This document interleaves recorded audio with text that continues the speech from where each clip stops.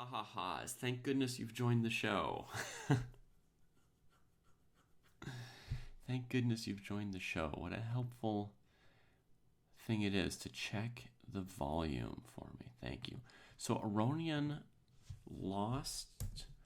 He's at 1 out of 5. Fedoseev lost. He's at 1 out of 5.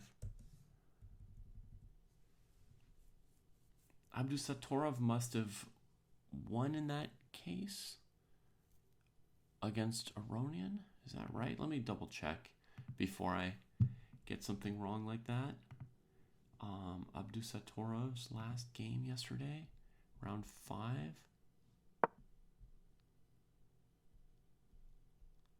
Was a win against Fedoseev, right? So he's got 2.5 out of 5.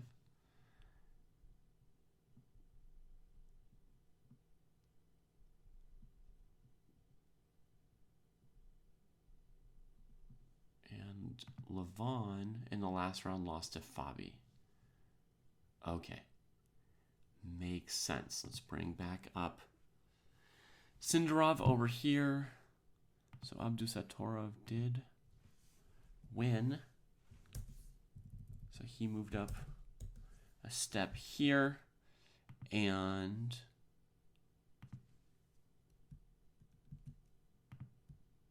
let's shuffle their order just a little bit.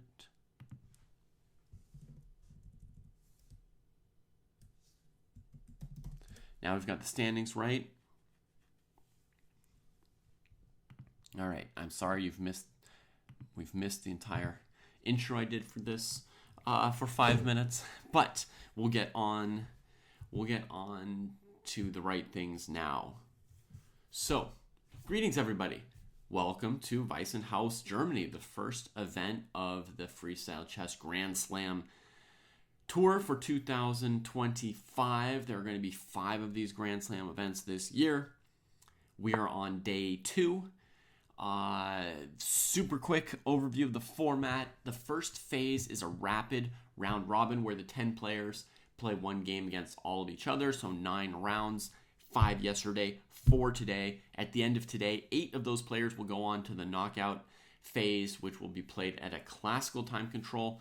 These 2 days, yesterday and today, are played at a rapid time control.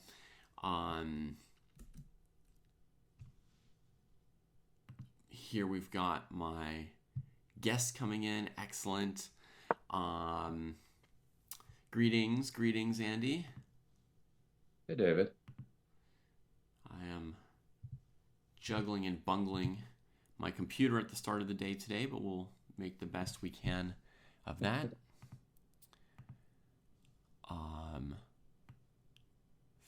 First, I told everybody the standings, I told everybody the intro, the standings, what was going on and all that without the mic on. So I was going to redo the whole intro. Sounds good. Did you see yesterday's games? Yeah, I think I saw most of it. I looked through a lot of the games after the fact. I caught some As opposed to third at 4 a.m.? round. Yeah, well, I caught a little bit of the third round live as I was getting breakfast and a little bit of the 5th round right after I got to work.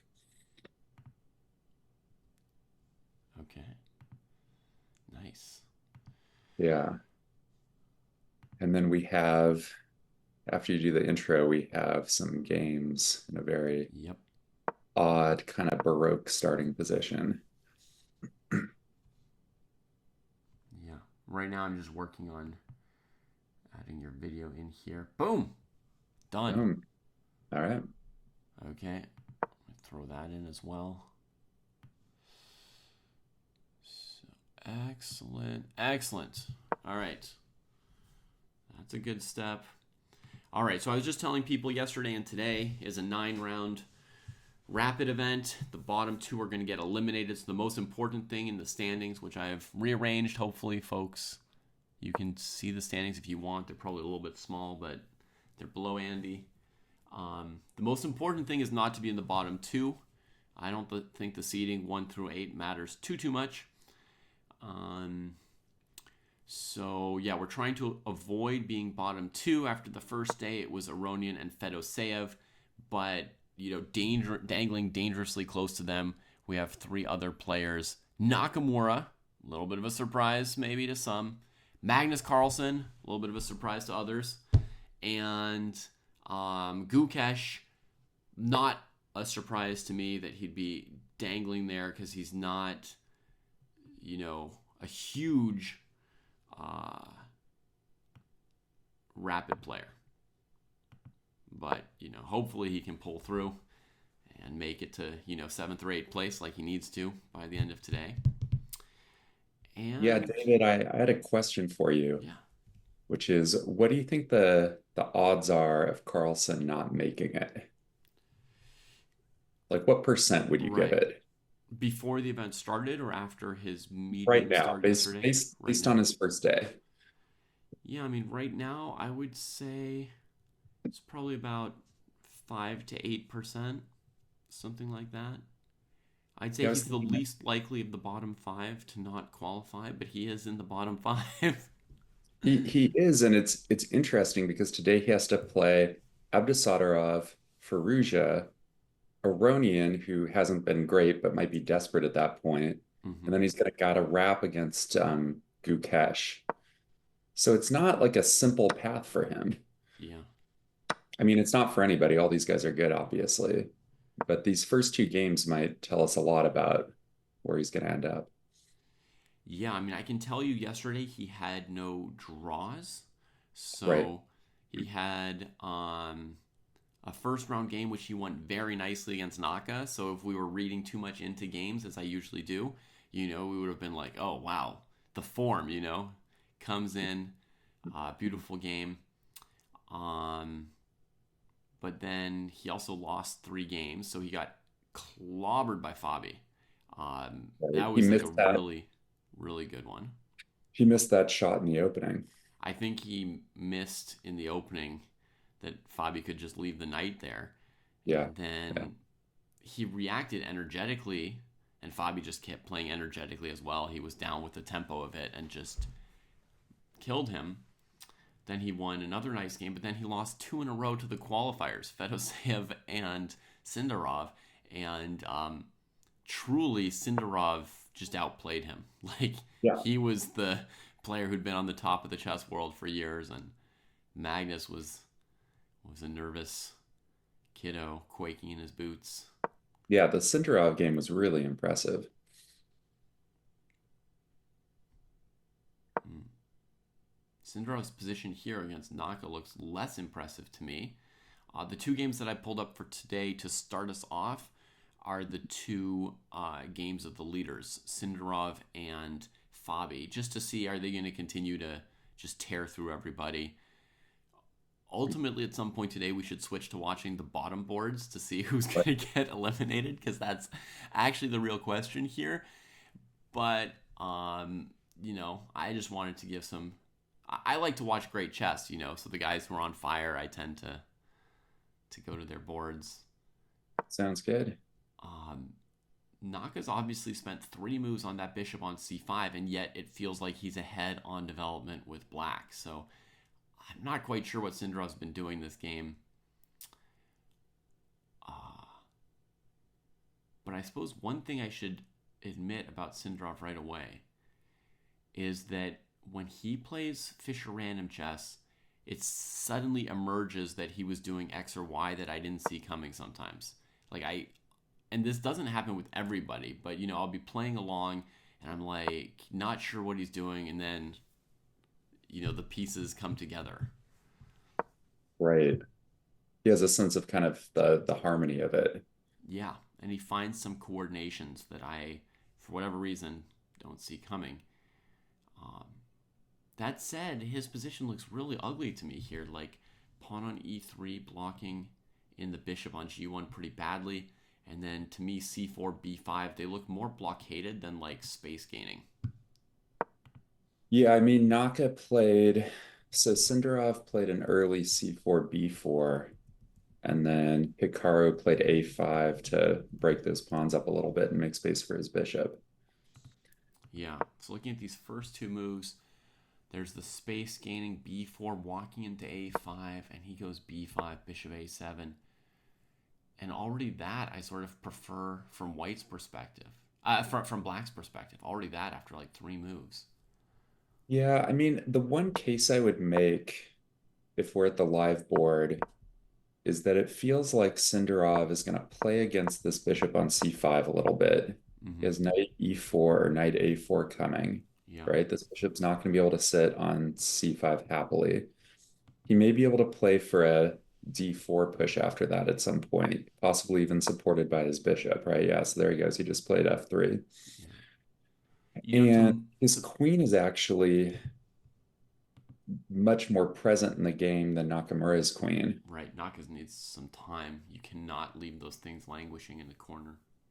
Yeah, that's one of the things I discovered as I was playing a bunch of Fischer Random recently is that if you don't get your queen to some sort of square where it can affect the game, like you sometimes just get run over, especially when they start on like A1 or B1 or something like that.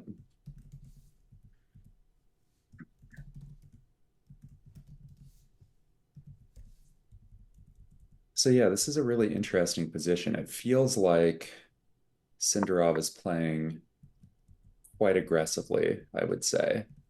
Mm-hmm. Like he's definitely trying to push. Yeah, he tends to do that. By the way, my feeling is that if 94 happens, Black's just going to play um, D6, you know? Totally possible, yeah, and try to clamp on D4. Yeah, and just say, well, now you're backwards on D4. At least White is caught up in development, you know? It doesn't look as bad now. I guess Naka was valuing that light squared bishop for White higher than his, so he spent some time Right, he wanted to get castled also. creating it. And White castles. Okay, I'll give it equal actually. I won't be so harsh on Javokir. Yeah, I don't think there's any reason why it wouldn't be equal. I think White's pieces are actually reasonably promising. I mean, even though the structure is a little funny, he has knight f5 in certain positions or knight d5. Like he's got good squares for his knights. Mm-hmm. His bishop on f2 is a little funny, but he's like well placed to play like rook f to d1 and still try to play for this d4 push at some point. Yeah. Rook f8, by the way, was a funny move from Naka. I thought the knight on h8 was going to come out now. Might not matter much, but just Do you seems. think he just wants a square for his bishop to drop back to Oh, in like he's case going to he wants to preserve retreat? that guy? But if knight e4 and you drop back, then for sure White plays d4 if they want to, and they've got a lot of space for free. Well, we'll Yeah. find out. We're about Yep. to find out. Oh, and Sindarov put the correct knight on e4, even though some would want to put a knight on d5. He's sensing that Black will play c6 because Black has Right. kept all 3 of these pawns back, so Black can play c6 without too much weakness. So instead, he says, I'm just going to keep you from playing f5. I'm going to leave a knight on g3 to restrain f5 from Black. Well, and potentially he's going to play knight f5 himself and have some pressure. Might even play knight f5 himself. g6 to control that square is going to be tough with the f6 pawn hanging. And if this bishop retreats, I think he'll forge ahead with d4. But Naka holds his position. Knight f5. The question is whether Naka can play d5 himself, either this move or in the near future. Yeah. Yeah, he plays knight f7 first. I have to say I advise bringing that knight off of h8 before using central breaks or any opening of the position. Like, why not Yeah. get it out of the Well, corner? because there were tricks with the knight on h8, if you play d5 and then there's a trade on d5 and the black queen's on d5, there's tricks where you can try to deflect like the g pawn and play knight takes f6 check and pick up the queen. I don't Right, know if yeah. they actually work. Knight h6. You force the king to f8 already, right? Because of knight Yeah. f6 check. And I'm not Then quite sure what's going on there you and play how knight dangerous f6 that anyway. is, but I think this is pretty sure, Andy, that this is is a it problem bad? for the knight on h8, which basically gets trapped there. Right. Abysmal. So getting the knight to f7, now you're covering h6 again. Yeah. Your position's a little safer. The other thing we should say in this game is that Sindarov went into the tank on move 1. Mm-hmm. That is He weird. burned like 3 minutes, or on move two maybe, and Yeah, he move is two. really down on the clock. Yeah, 2 minutes and 47 seconds to play b4 on move two. It's not great. This is like some serious time pressure here.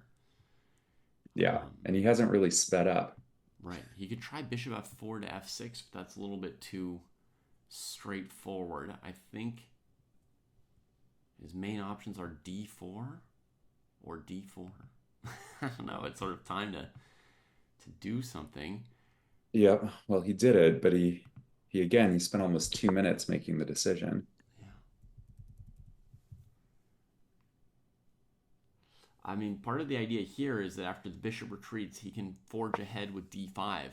And what it's doing, you give away the c5 square again, but you lock that queen into a8 for quite a while. So it gives you a lot of latitude to play something as clunky as bishop h4 and just take on f6. Right. Because that queen on a8 is just buried. Naka opens some space and tries to seize a little tempo there. Bishop a3. So if the rook moves, he wants to play d5 himself, huh? Right. So the question is, can white play d5 here? Does that work tactically at all? d5, bishop c1, de, fe. So that's not going to work, but maybe you just cough up the exchange here and keep playing? Like, what about d5, bishop takes c1, queen takes c1? Mm-hmm. Heading to the dark squares. My first thought, I would go to g5, hoping to trade one of the opponent's amazing pieces. Oh man, Cinderov's like, what do I do about bishop a3? It's down to a minute. This could go quite badly for him for sure here. Good morning, Houseline.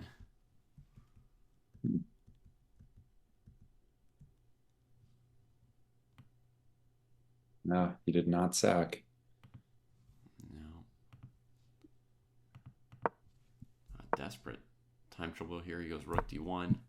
Naka plays easily d5. Queen b3, some kind of a fancy tempo move. But de4, queen a3, ef3 looks like a pretty easy decision for black. Maybe. I think actually white's okay in that endgame. If white takes back an f3 with the queen. Oh, I'm not letting that queen out of 8 yet. That's a good point. I mean, maybe you should just be taking with a pawn. And also opening the G file is probably quite good for white. Yeah, I mean, if I'm going to absorb this pawn weakness here. Oh, there is also knight e7 check, taking an exchange for the G pawn. Maybe not yet. Maybe GF, but at least knight e7's hanging over black. If I'm going to take this pawn weakness, at least I'm going to leave the queen on a8. It's kind of like the only thing I've got going. That's a good point. Yeah. Actually, this is very good for white. We're threatening knight e7 and d5. Yeah, yeah. Huh. Okay, well, Naka's got 5 minutes to think about it. Let me put an evaluation on another board. Fabi versus Gukesh looks more strategic, but bear in mind the kings have not found squares. Something about their position made it imperative for them both to double their h-pawns. I don't know what was so important that they each had to bring maybe a knight to h5 and h4, but they did it. And Bob's knight that was on G2 up until a second ago might have been one of the worst knights God. I've ever seen in a game of chess. Still quite bad. Even I mean, now he's trying to reroute it. I mean, it can find a square like D4 eventually, but on G2, oof. But he doesn't want it to be at the cost of the C5 pawn. Fabi's very, very strong in such strategic positions. Oh, so David, I have a sense of what happened here. Going back to the beginning of the game, is that they both decided that this G7, G2 square that was undefended should be immediately targeted by a knight. And then they decided to attack each other's knights instead of taking the pawns and then trade. It's very odd. Wow. They have G7 and G2 hanging with check from the start. Can be backed up by the queen, right? With like B6 and stuff. You can almost not defend this square. So he plays g3, g6. So they had this on move 6. What a position. Okay, bishop e4, very clever move by Gukesh there to keep the queen on a8 at bay, but knight e3 to hold that weird g2 square. Comes back to f3 again. Oh, maneuvers the knight to g2 on purpose. What on earth? Beyond me. It's beyond me what's going on, but we can say that Fabi's got the dark square pawn structure with the light squared bishops. Yep. No, I thought exactly. He's got a ticket to h8 if he wants it. Oof. Gukesh is... The king's like running to g8 to keep the queen out, but like way too slow to truly stop her. Yeah, I think the dark squares in Gukesh's position look really tragic right now. Mm-hmm. I don't know about you, but I feel like white has got to be somewhat better here. That would be my instinct, especially if white's queen is just, coming into h6, h8, f6. Yeah, He gives the good. h pawn rather than the f6 square with tempo. Is he just going to take h7 in the live position? Yeah. Oh, I guess if the bishop retreated, he could have taken h5. So either way, he could get something. Yeah, but now h5 and f5 are going to hang after queen takes h7. Mm-hmm. What exactly is black going to do to get back in the game here? Well, I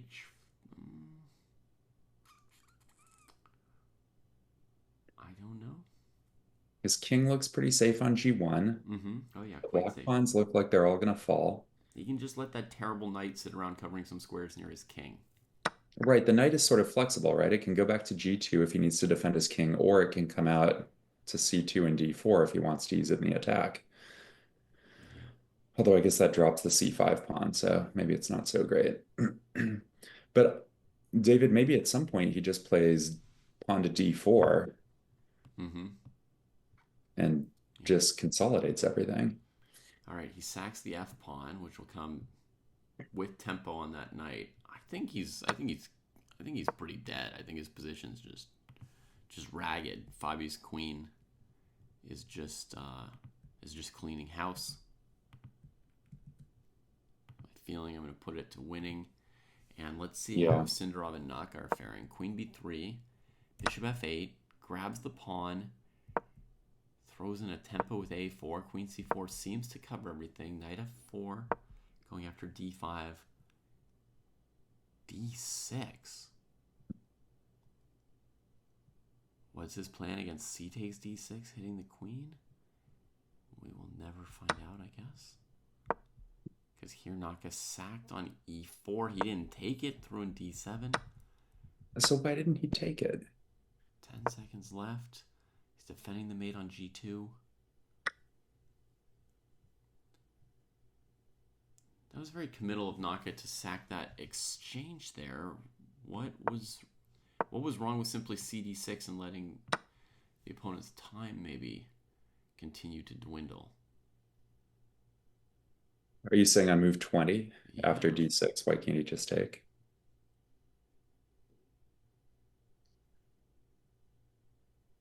Oh my god, look at this. It's knight h6 check. Yeah. Pawn takes h6, knight f6 check. King and then he's got to keep the knight defended. g7. Yeah. Right? Knight takes e8 check. Rook takes e8. And then maybe d5. Yeah. Yeah. Sort of and the stuck. still holding the queen out for a little while and bringing the bishop to d4. Yeah. It's just a total mess. And Naka preferred to take the initiative here, basically. Yeah. Right. He finally got his queen out. I mean, we were talking about how one of the fundamental problems in his position was that his queen was buried and now his queen is active. Yeah. He can trade it and go rook d4 here as far as I can see. Oh, yeah. Was guess queen c6 a mistake? I guess at the end of it, Sindarov has knight d5 and try to get the pawn on c7, knight d5, knight e6, rook e1 or something. Can't he play, instead of knight e6, can he take on c6 in that position? Oh, right. He could just take on c6. That's pretty good for Naka. Here's the line we're talking about, folks. Takes, rook d4. And then if you take, and maybe that's not the only move. Check here, and a couple pawns get cleaned up. Naka's got knight and 2 pawns against bishop. Super open position. B pawn looks weak. I don't know. Maybe white's like a tiny bit better, but black should draw as long as they get rid of the A2 pawn. It feels like Naka is surviving this probably. Oh, he didn't take on d4 though. He took and then chose not to do that. So that seems risky. Yeah, well, because now he's down, and now he's got one less pawn than the variation we gave, right? So Right, and he's not close to cleaning up c6. Like he wants to trade those queenside pawns. mm-hmm. And Sindarov just very calmly plays king h1 to stop all the knight e2 nonsense, and he's going to play bishop to g3 he next. wants to do this move, which would be just evil. And he's got, it's a 10-second increment, so they can get time back really quickly here if they play, 3 blitz moves, and suddenly they get to think about a move. Well, and he caught all the way up when Nakamura didn't, or was trying to decide whether or not to trade queens. Mm-hmm. He basically caught up on the clock. Okay, so Naka plays knight e2. That makes sense. Actually makes me wonder if Sindarov shouldn't have played rook fe1 instead of king into the corner. I don't know. Yeah, you would. Yeah, that does seem a little preferable.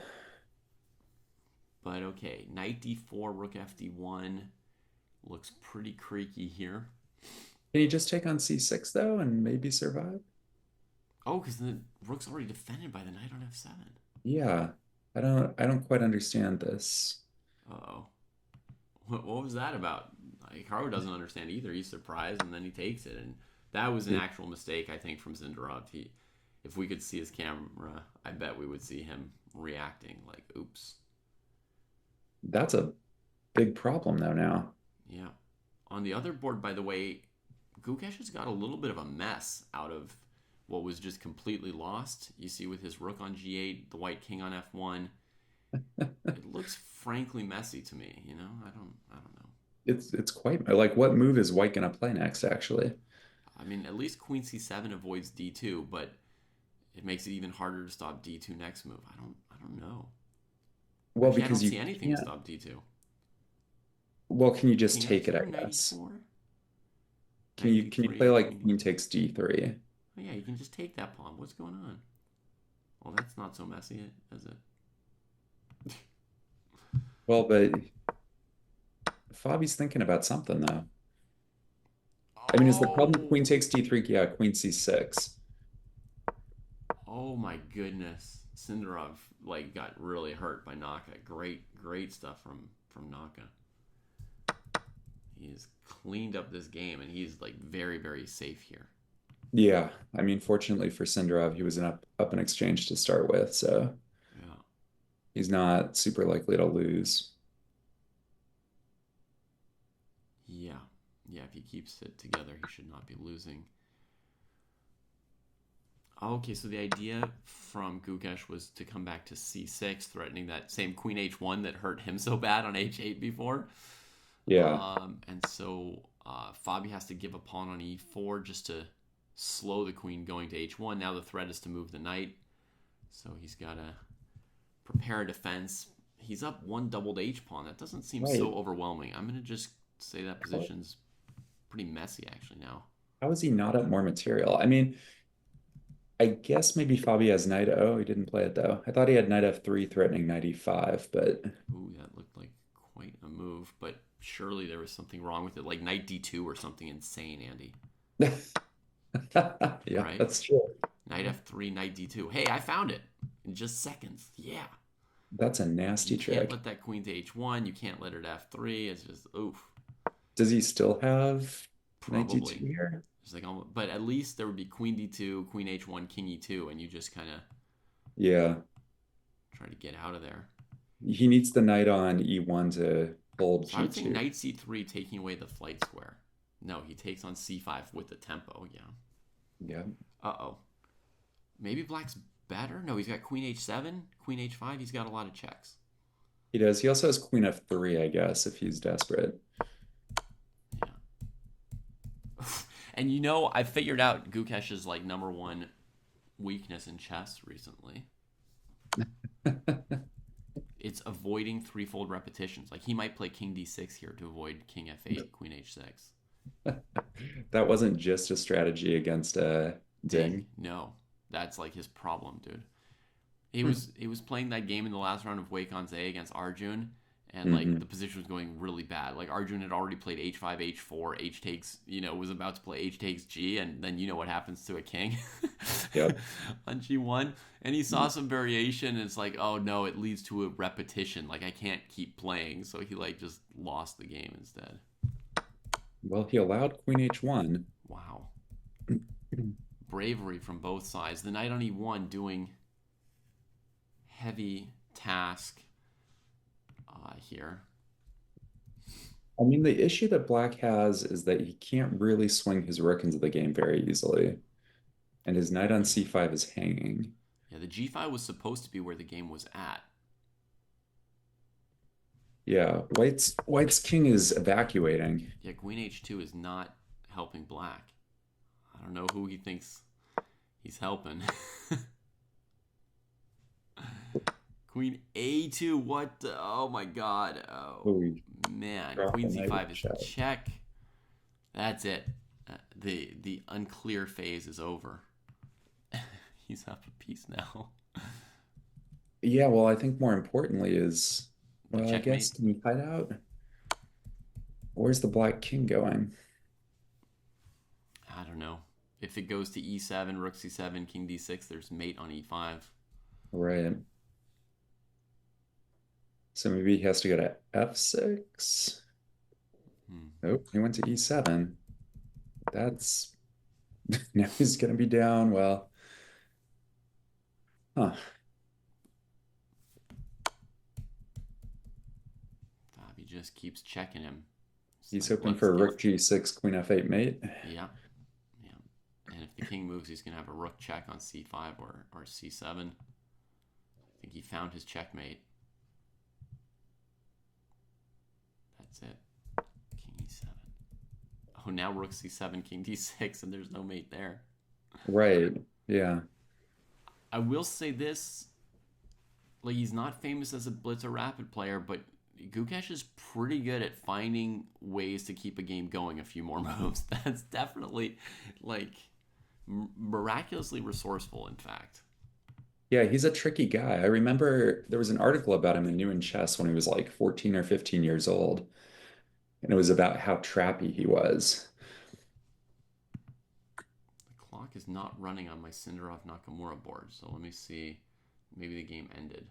Yeah. All right, Fabi played the calm move, queen d3. A calm move has been played in this game. Well, sort of. I mean, he didn't make a check.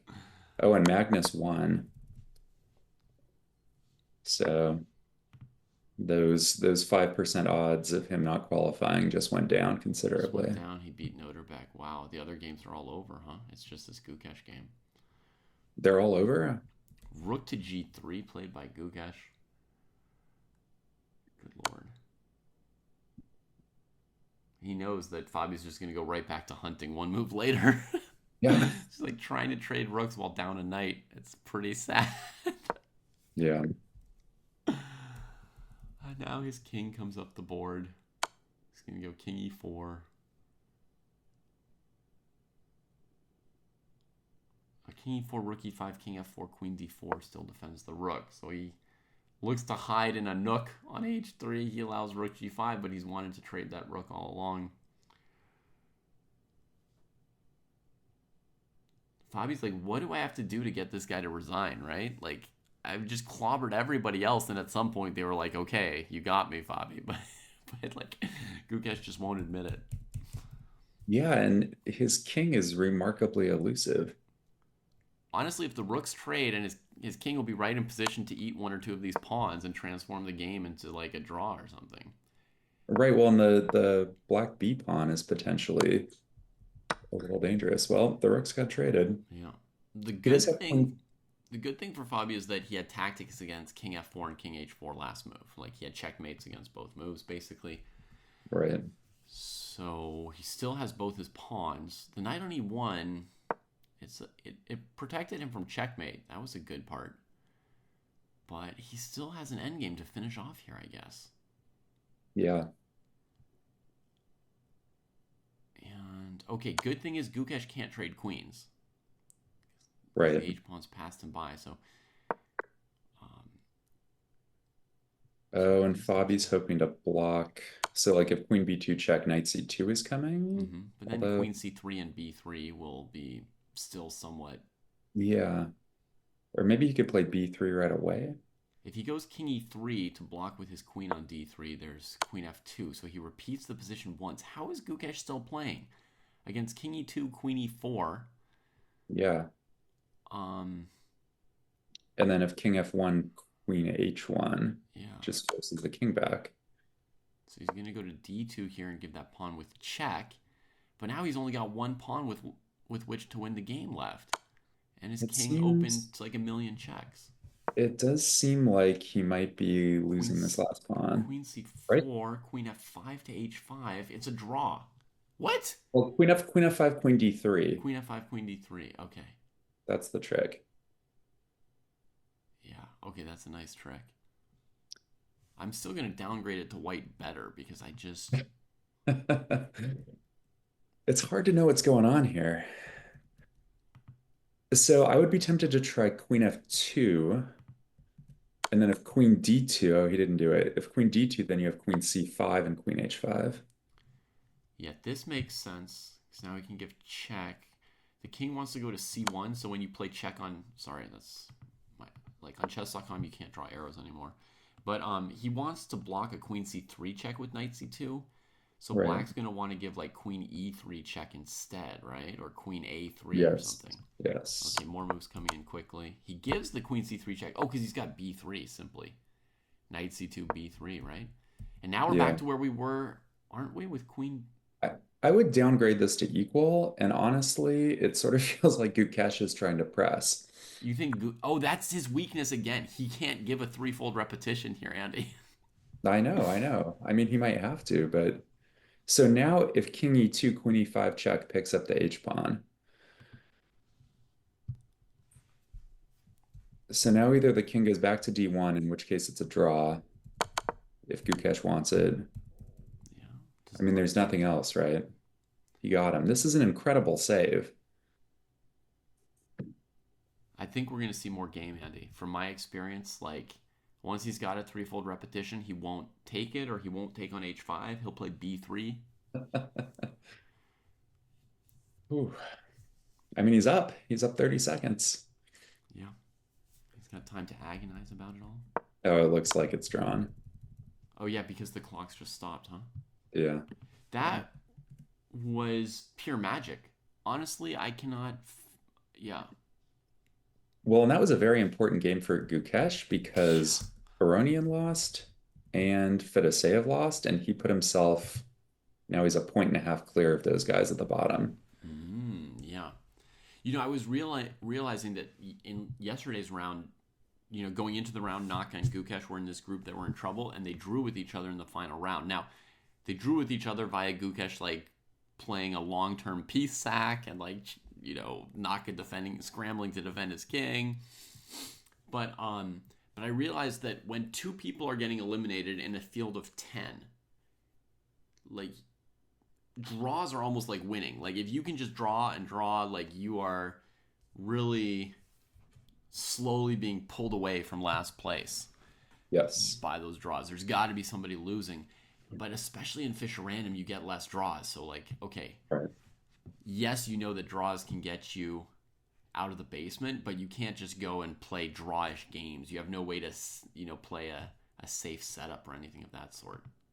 Well, that's one of the things that worried me actually about this format where only two players get eliminated. It reminded me of there was a tournament like a decade ago where the top six players qualified for something else. Maybe they qualified for like the FIDE World Cup, and seven guys tied for first. And it was like six experienced GMs and one kid who was an IM. And basically, the GMs, they had to play this crazy seven-player, like round robin tie-breaking thing to decide who got the six spots. Yeah. And basically, all the GMs drew with each other and colluded to like beat up on this kid I and remember try that was to, awful. yeah. And what I worry about with this format is that it sort of like in terms of game theory, it suggests that you should be doing something like that. You should figure out who the guys are who are in bad form or not as strong, and you should just beat up on them. Or even just the person you don't like, right? If you could actually collude, like if you could say like, oh, we all feel that guy's the weak fish, then Yep. you would all draw with each other, and it would be like Curacao for Bobby Fischer, right? Like, Yep. Yep. Everybody's a Soviet except for one guy or yeah, two guys. I mean, having two people eliminated complicates it a little bit, but it does create some weird incentives, especially now that Aronian and Fedoseev are so far behind the rest of the field. It might take some of the intrigue out of it. so Everybody else is just happy to draw and watch those guys kind of languish. Magnus and Kamer both pull themselves up, and with 3 points, they've almost made it. You know, like they're starting to see the escape. Yeah, I wonder what the cutoff is going to be. Are you going to need 3.5 points to get in? Something like that. We could look at Aronian and Fedoseev's scores right now. They have 1 out of 6 with No, three games they're about to play each other. to go. Right? So I would say it's hard for them to both get more than 2 out of the last 3. That'll be hard, right? They have to play each Right. other. They have to play good opponents. So I think you're right. 3.5 will get you clear. And 3 points could be like a tie between 8th and 9th place, potentially. Right. Aronian's still got to play Fedoseev, Carlson, and Abdusattorov. And Fedoseev's got to play Aronian, Gukesh, and Nakamura. I've updated our standings. So those should be accurate, folks. And you can see a little bit of a gap starting to show for Aronian and Fedoseev. Actually, some of these are slightly out of order. And I mean, this Aronian Fedoseev game is a must-win game. Like, someone has to win this game to get back into it. I don't know Like who if it's they going to draw, be. they're still kind of just hurting themselves. Yeah, like neither player can really afford to draw. So I think they have to take some pretty substantial risks.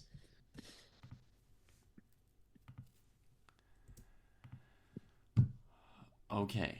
Now, by coincidence, we watched the 2 games that round that were draws, but they were certainly not lacking in drama. And despite that, I don't understand the game that we actually watched. This Gukesh game, I'm still left like saying like, how on earth was he not just losing here?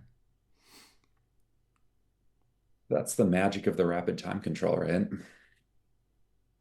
I suppose so. That knight c5 move looked insane. I mean, and the knight died like 2 moves later on that square, right? Yeah, and then he gave up the rook also. And I mean, maybe there's a way for Fabi to take the rook and get out of check. And I don't know. All right, let's say around this move. Nope. There's no simple like rook b4. There's rook d8, rook d4, queen a4. Why wouldn't Fabi be winning here? He's got a knight against a pawn, but most importantly, he's always attacking that king first. The amazing thing is that he couldn't give a checkmate, basically. Right. Queen d3, rook g3. I mean, this is just what Jesse would call dark magic from Gukesh. Like, it doesn't make sense that you're alive in the middle game, in the end game, anywhere. Yeah, his position was so bad. And if Bobby threw in queen g5 at this point to keep all the knights alive, to keep all the pawns alive, then the knight actually comes under attack, right? After king f2. You can't push your pawns because queen a1 is going to take the knight. Knight d3 check. I guess king e1 continuing to harass that poor extra knight with Wait, the I'm not king. looking at the position. Is this, do you have queen g2 though after king f2? Oh, maybe that's what he missed. You do have queen g2 there for sure. So I was thinking in that position, what if the king goes to like h3, can you just play queen g2 and win that endgame? Yes. Is that just winning? Oh yeah. King. Yeah, king to any of these squares. Queen g2. Yeah. Queen g2. Knight g2. So I guess the defense there, Andy, would be king to g4, not taking the Right. knight. Right. And then, king c2, a5. And king b3. And now black needs to sort of play what? King h5, king g4. Can white win? Yeah, I think that there might not be a way to put black in Zugzwang there. Like, is the knight on g2 just the same as a pawn on g3, basically, in this position? That's what I'm worried about, yeah, is that there's no good way to do anything with that knight or with the king. Right? When I saw that briefly during the game, I sort of assumed black was taking the knight on g2 and then white's just winning, but this king g4 defense seems like a problem. That feels like dark magic, honestly. The fact that like that endgame This endgame also, is a draw up a knight. yeah, it's like one thing to like have your king find this crazy escape route, but also the idea that your opponent can never just liquidate into a winning ending is sort of insane. Yeah. Well, chat might be looking at us like we're idiots. Why can't we find an obvious win for white with the extra knight? But we don't see it, chat. So if somebody does, feel free to enlighten us. Otherwise, it looks like queen g5 was not necessarily a forced win with this queen g2 move. You could just take it and come back to g4, and it's still a draw even in the endgame. Now that said, queen g5, king h3. You could play h5 there and say, hey, we defended the f pawn. We defended the h pawn. Let me take one more step with this h pawn. I'm truly threatening any queen g2 kind of move now. Right. Last chance to find a perpetual or a counterattack. Maybe Gukesh just plays b3, b2, laughing and says, "Go ahead." I mean, honestly, I'm not sure what. Oh, b3 you could play queen g2. Yeah, b3 you could play queen g2. He just plays king h4 though. Knight f3. That's mate. Okay. Finally, like a variation that makes any sense. Like it shouldn't be that hard to beat black. Okay, so he'd have to start going on some checks. And it feels like white would have some chance to go king e2, king f1, and get away. But maybe he's got a perpetual again. What do I know? Yeah. Absolute madness, that game. Well, and it might be helpful that now your queen's on the G file, so this like queen e4, queen h1 thing doesn't work. Yeah, that's a hell of a hard position.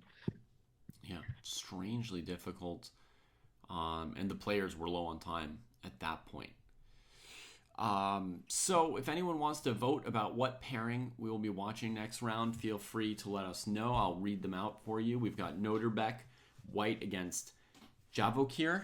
Ooh, the all Uzbek match has finally come.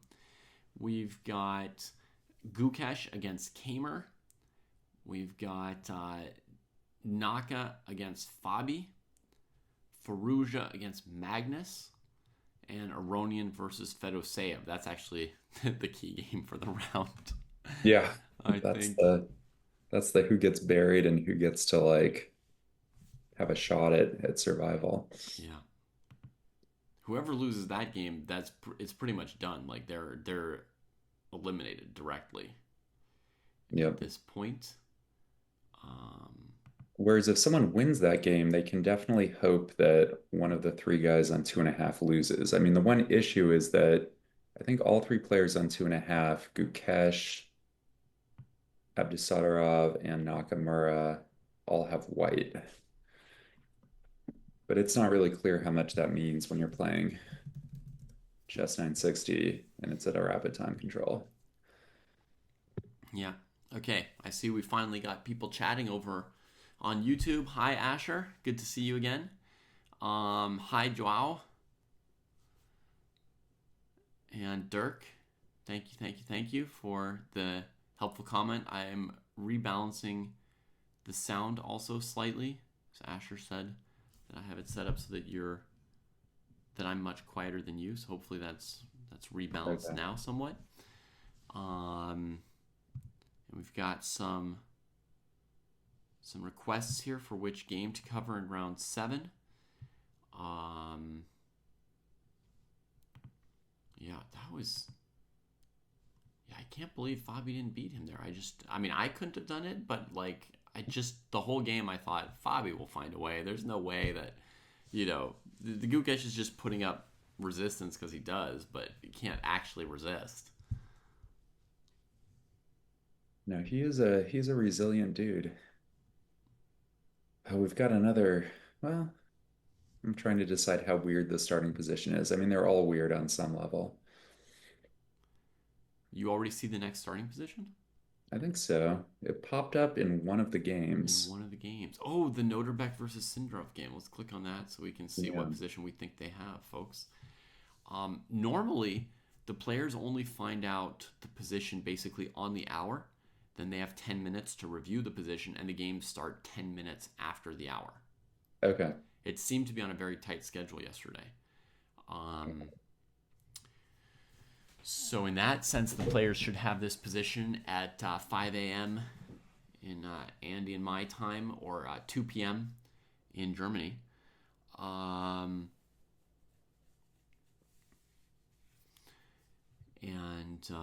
But we're maybe already seeing it a little bit early here. Yeah, they've just updated Aronian Fedosseev with the same position, so this must be the position. This is it. What do you think about this one? I think that in this position, I would want to castle queenside.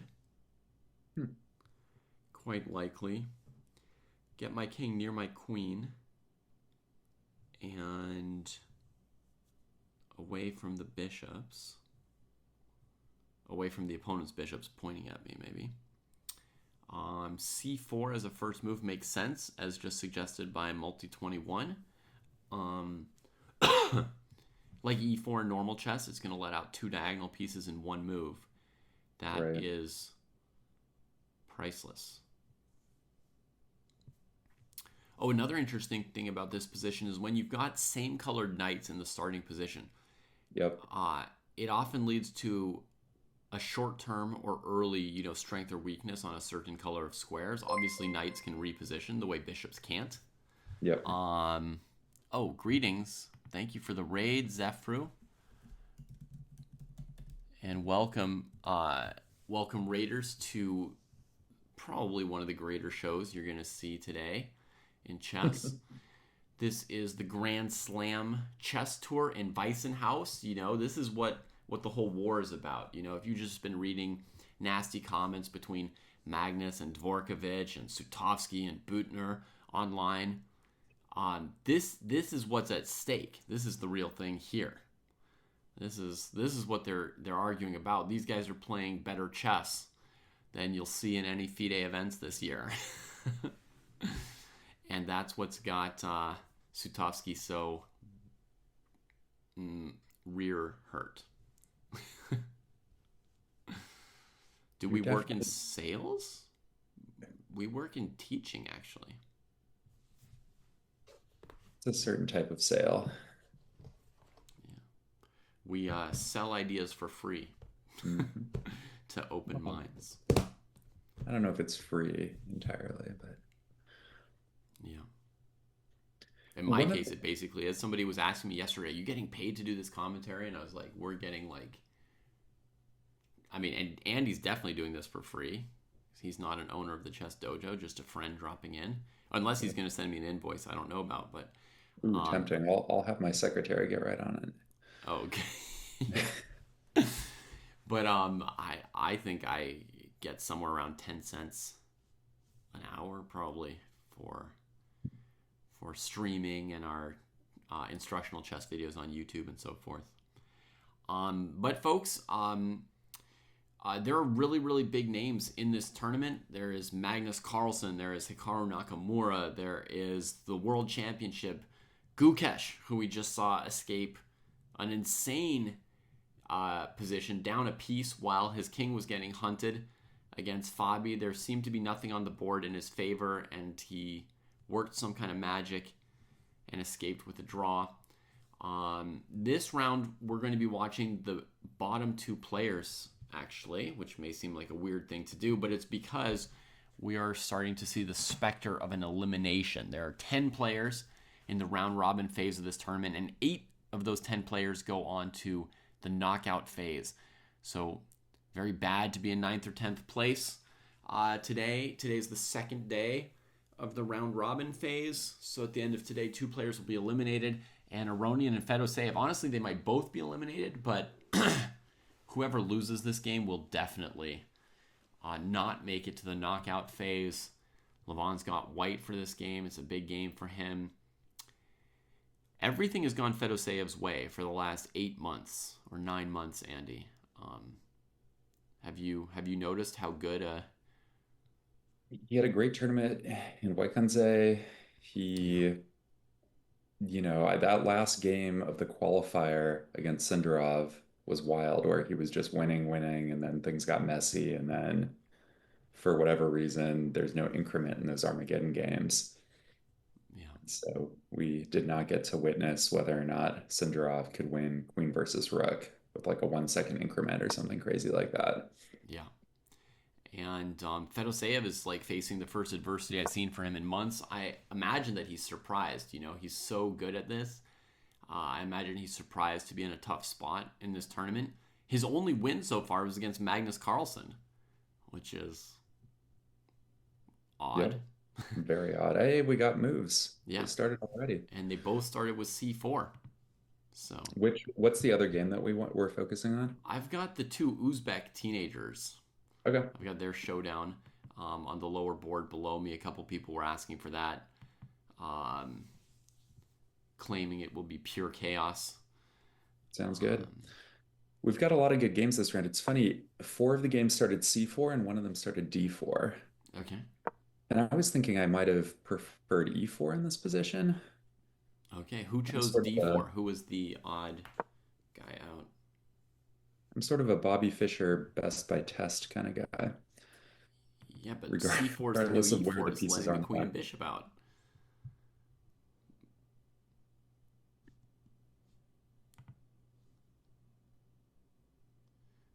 Noterbeck and Sindarov indeed wasted no time coming to grips.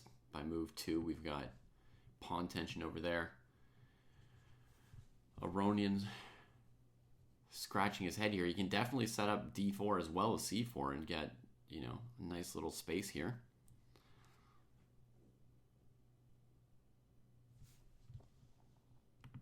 Yeah, knight G6 does not, by Fedoseev, does not seem like a really important move to start with. No, it's not like a shocker. Is he trying to play like if Aronian plays D4, does he want to play E5? Is he going to play something that looks like a Budapest, except his knight's on G6? Right. It's a better square for a Budapest.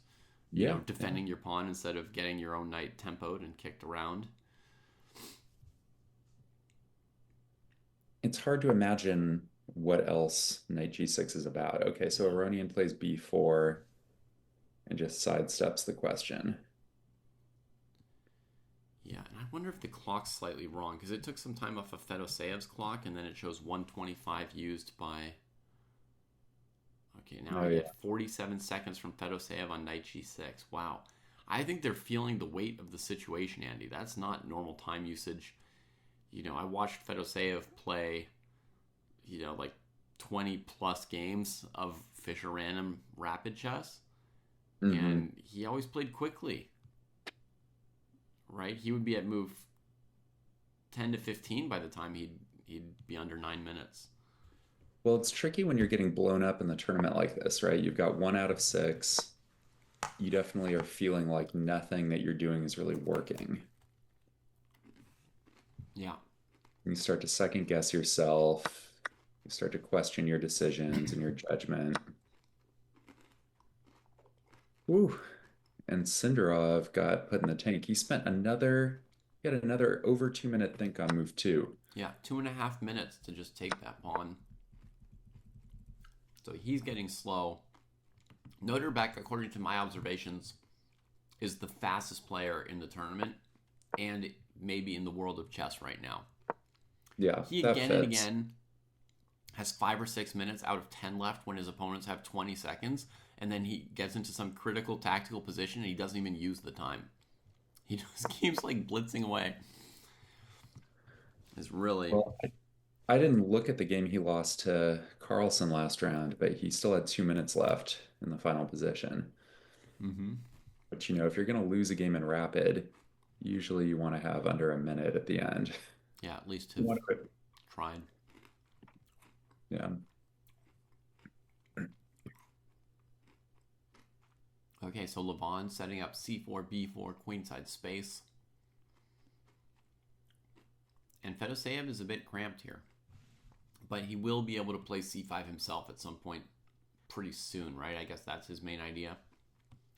Bishop b7, of course, yes, with b6. But the more important thing is he's going to play c5, challenge Levon's space, and open up his queen's influence into the center of the board.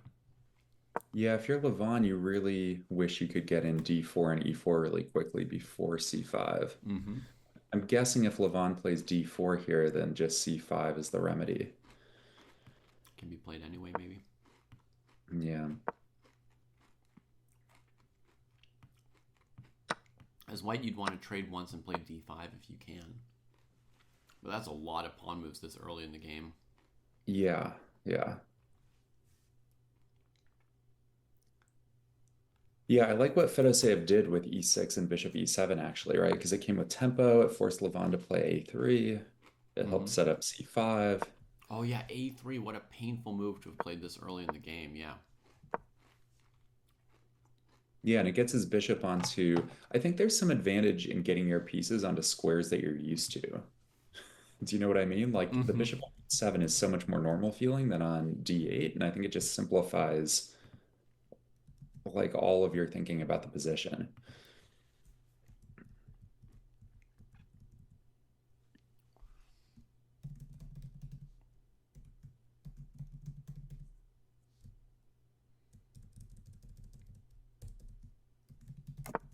So Levon played e3. Are we gonna stay on Aronian Fedoseev for a little bit?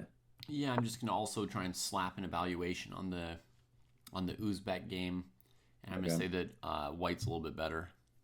So Yeah, I think that's fair. He's got more space. yeah, and he's done nothing wrong, and he's white, so he got a little space, didn't waste a ton of time doing it. He's keeping up in development, so looks I've got to mildly say, pleasant. I like how Abdusadarov handled the white pieces more than what Aronian has done. Yeah, yeah. Aronian had a long think about e3 versus d4 versus other options, so he's gonna allow c5 and just play a symmetrical English kind of structure. Okay, he's been taxed for this a3 tempo, but he was white, so if he does nothing else too weird, he's certainly never going to be worse just because he played a3. Right. He's got a little bit of space. But I think he's basically saying he's going to allow it to equalize. C5 is going to come in, Yep. and it's basically going to be equalized at some point. He'll just play moves like knight g3 and bishop e2 or c2. Or f2, f4, David. Oh no, man! He's going for it. Here it Wait, comes. he actually did that move? Oh, that's Yeah. terrible. I mean, F4. it looks bad. Oh, it's kind of thematic. I don't know. Thematic is knight h4, and then what am I doing Yeah.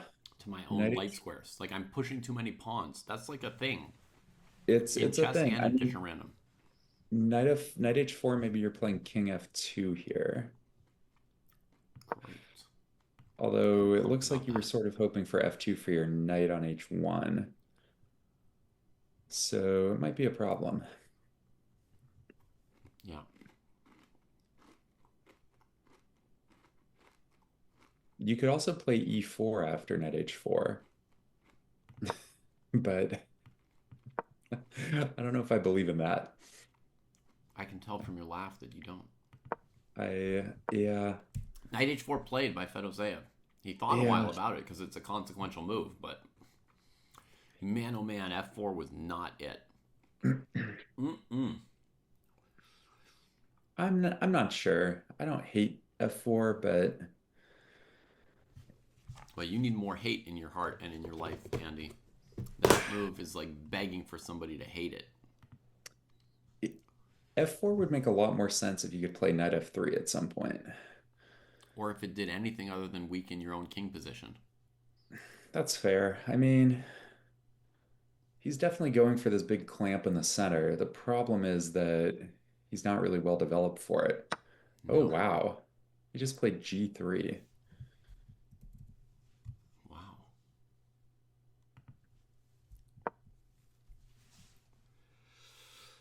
So if the knight came into g2, it would basically be trapped, but we would expect it to go to f3 attacking a rook, and then your light squares are the worst.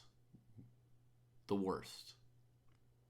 Yeah, although you could trap it. I mean, you might be able to force it off the board, right? So knight f3, bishop takes, and then e4. I mean, you're not going to trap it like win it, right? I've got all kinds No, of... no, no. You're I've got just enough gonna try board. to like, yeah, there we go, e4. So now we're gonna play queen d3 next. Mm-hmm. And okay, if you want to take my knight on h1, so be it. But if you don't take my knight on, if you go back to like h5, I'm playing g4. Right. Well, my first instinct as black would be to play d5 and explode your light squares. Yeah, yeah. Or potentially queen b7 first. And Queen then b7, knight f2, and then your bishop really might get trapped. knight f2. Well, no, because I'm always going to play d5. Yeah. Can I, if you play d5, can I play cd, ed, and then e5 and just kind of laugh at you? You can. I mean, your laughter would be misplaced because I'm crushing you. But yeah, you could I do don't it. know if you are. I play Oh, you c5. played g5. Wow. Wait, Andy, in that position, I would have played c5 just to be able to Yeah. play d4, right, and open up my queen to Okay. party with the bishop. Yeah, yeah. Um, Okay. I feel like I would be pretty good. He played g5, and in seconds, Aronian just captures it. He was Yeah. ready for that. This is wild stuff. This is a Well, so I mess, guess the point of g5 was then if queen to d3, then you can play g4, I guess. I guess. So that weakens any sort of initiative that white's going to get on the king side, maybe. So queen d3. Oh, he didn't even play it. Brings out the Oh, and now rook. f5 comes for black. Oh, he's trying to tear him apart. I'm just surprised that even if Fedoseev wanted to play with g5 and f5, I'm surprised he didn't throw in queen b7 first. Because I feel like the way he's playing, he definitely wants to castle queenside. You want the queen helping you fight for the e4 squares and avoid, getting your bishop trapped. My So, only guess, David, is that he thought that knight f2 was stronger than queen b7, at least in the moment. mm-hmm. Right? Because like white's obviously going to play knight f2 there, I think, and that he thought that was more consequential. h4. Aronian wants to win the pawn on f5 or something. Ooh. Madness. Although once the rook moves, the pawn on h4 is going to be hanging. Yep. Yeah. But he's going to play, e takes f5 and say that that's more important, right? Yeah, I guess He's so. taking pawns in the center. Even if you take on h4, what are you doing with the bishop on h4 afterwards, Right, right? right.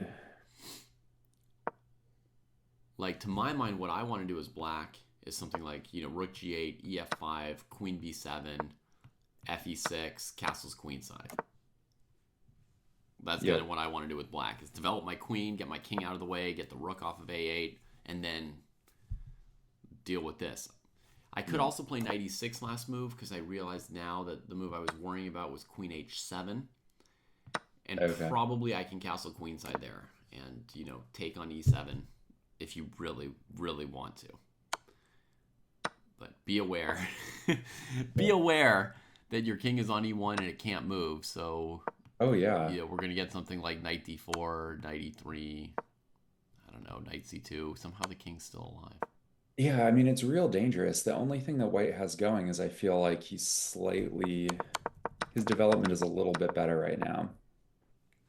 Rook g6 was played, so that says that he's going to recapture on f5. Yeah, for sure. Well, I mean, because now he has rook e6 in some And then, yeah, positions. he's just going to bring the rook over. To me, this position looks completely implausible for white, by the way. Just this whole, like, everything Everything since f4, g3, h4. Oh god. That Yeah. said, that said, maybe queen d3 is a worthy defense here.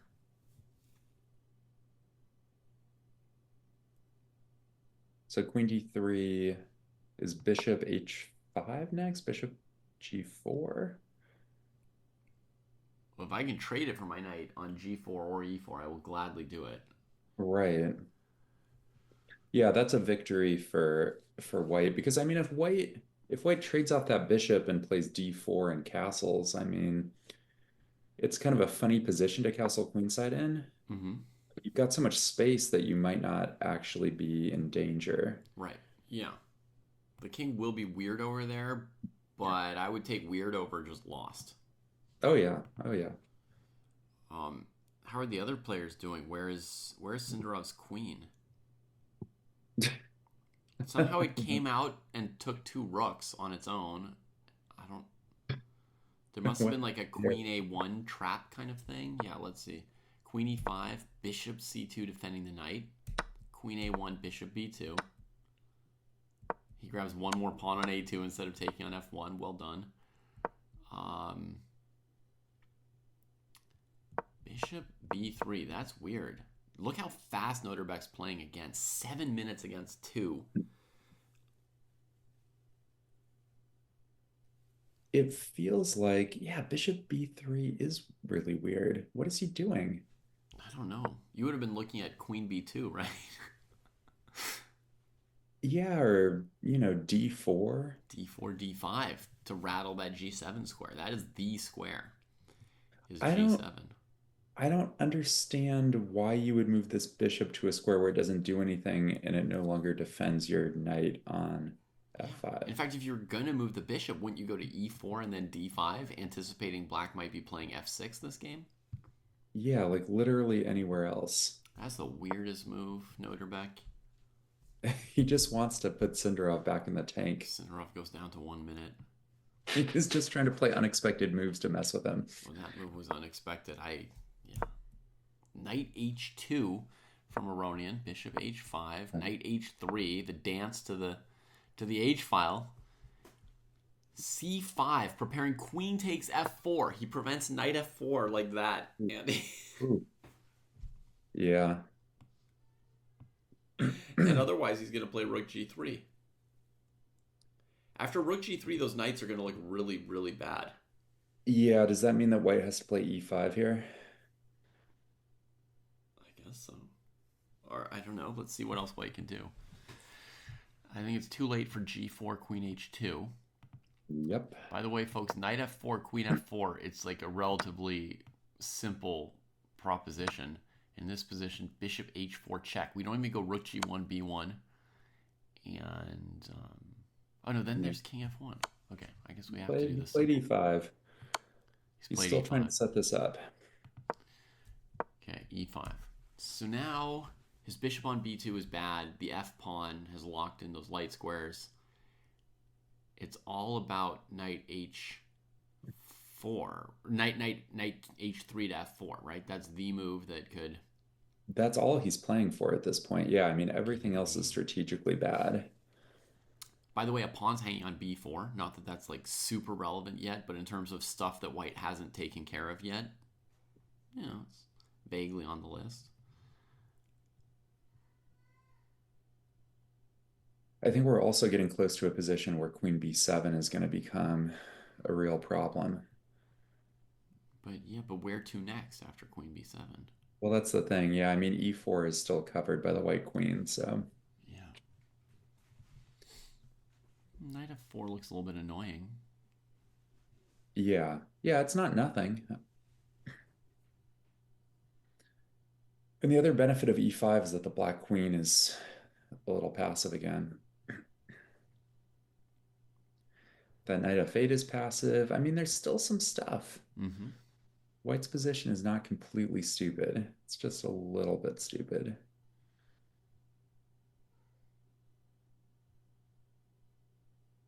On the other hand, David, this is the sort of position you would expect if both players are trying really hard to win. Yeah, you can feel that. Nobody's holding back and playing like calm Maybe he should. Maybe he draws. should take on b4. He's just played rook g8, getting out of the way of this stuff. But I was just thinking, take on b4. Take on b4, and then knight f4. You take on a3. The point is the bishop has to keep your queen out of e5. Right. Right? So they go bishop c3. Now I've got this protected passed pawn on a3 already. I'm well poised to sack like my bishop or my rook. Right. Yeah, in that position, I might have been tempted to take the bishop on h5 and give up the bishop on b2, but that might be also terrible. Yeah, I mean, I'm happy to see that too, right? Yeah. That's Okay, so interesting. I mean, the other knight thing that could f4. happen, David, after c takes b4 is maybe white just plays d4 in that position. I think maybe white would have just taken back on b4 and said, go That's dangle your also bishop on possible. b4 if you want, but I'm not Yeah. tolerating that pawn going any further. In any case, Fedoseev just retreated both the pieces. He basically completely gave way to knight f4. Aronian still has a weird king, and he's leaving pawns hanging on b4 and h4. Yeah, So now he gave up Fedoseev that sort of uncoils, takes on h4. he gave up that h pawn with like no anything. But Yeah. okay, so now he's castling. For a second, I thought he was going to put the king on g1 and allow rook g3. When you said now he's castling, I was like, he's what? Not that direction, yeah. Hits the other side, and the bishop just comes back. It was hanging on h4. It goes back to threaten b4 and a3. I think we could see b5 from white now. No. Levon tries to seize the initiative. He's like, it's too late for my king. I mean, it's completely too late. He's got to do something, doesn't he? I guess. I guess the advantage that Aronian has still is that his pieces are in better squares, sort of. But I mean, Yeah. that knight on h2 is not good. Oh, And knight f4 the is bishops are going to defend Black's king, right? knight f4 is intense. If Fedoseev can get that bishop on f7 to f5, which is basically what he's implying here with this knight g6 move, you trade, I support the f5 square, right? Then that's going to be horrible for white, I think, if that bishop comes out. Well, and I was thinking that here you've got to play knight h5, but then e5 just hangs. So is Aronian just busted here? Maybe there's some juice after knight takes e5. Maybe he's got something. Maybe. Queen would be attacked, so. Yeah, I feel like white might just be dead. Yeah, I mean, there's a good chance he's dead, but can he make it messy, right? Can he Gukesh the position a little bit? So knight h5 makes sense to me, and then on knight e5, we're going queen, maybe e2. Because I don't know, queen e3, knight c4, and you take the bishop on b2, which is now one of my big hopes. So I don't know. So I'll go queen e2 here, and then can you just play d6?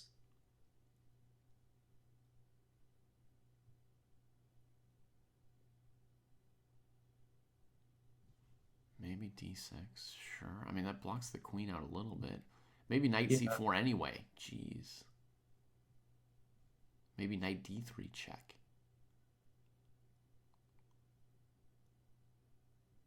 Quite a few possibilities.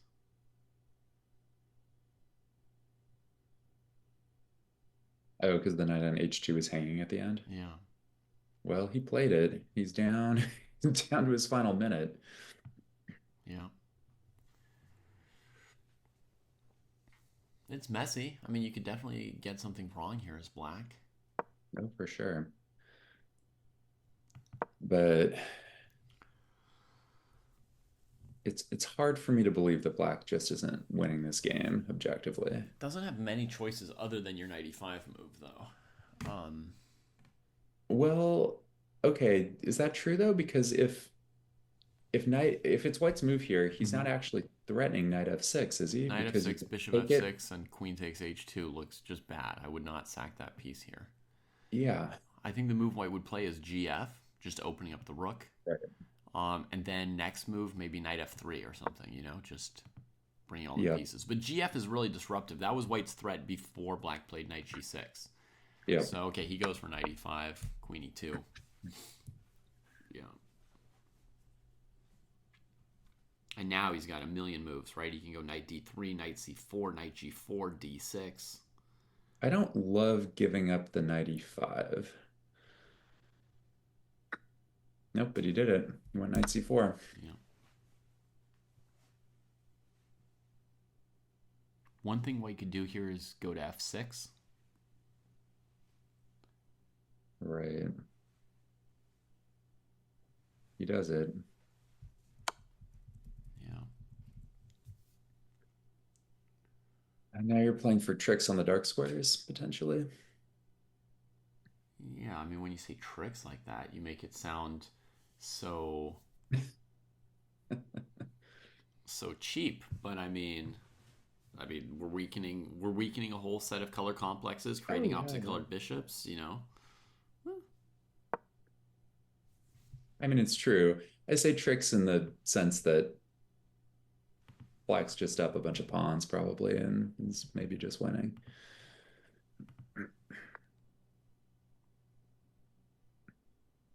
Queen f4. I think that Sindarov's like pretty fairly in the game. By the way, he's got two rooks against the queen, and he's developed his pieces. The a pawn is a bit of a danger. I mean, I would like the bishops better than the knights, except. Ooh, he just gave up. Hits him with a weird bishop fork. Yeah. That could be winning. That's wild. That could be winning. That could hurt. I think that wins. Does it win? I think that's just a knockout down there. That rook a5 from Sindarov. I mean, no, okay. I keep trying to attack one of the rooks with a bishop, and then that rook takes the other bishop. Let me mention something else funny about this position, Andy. Like, let's say somehow bishop c2, like rook b2 wasn't winning. You'd have rook h5, you know, king here. Oh, man, I put the bishop on the one square that avoided mate for a moment, but I'll still mate him with knight d2. Yep. Oof. That's insane, right?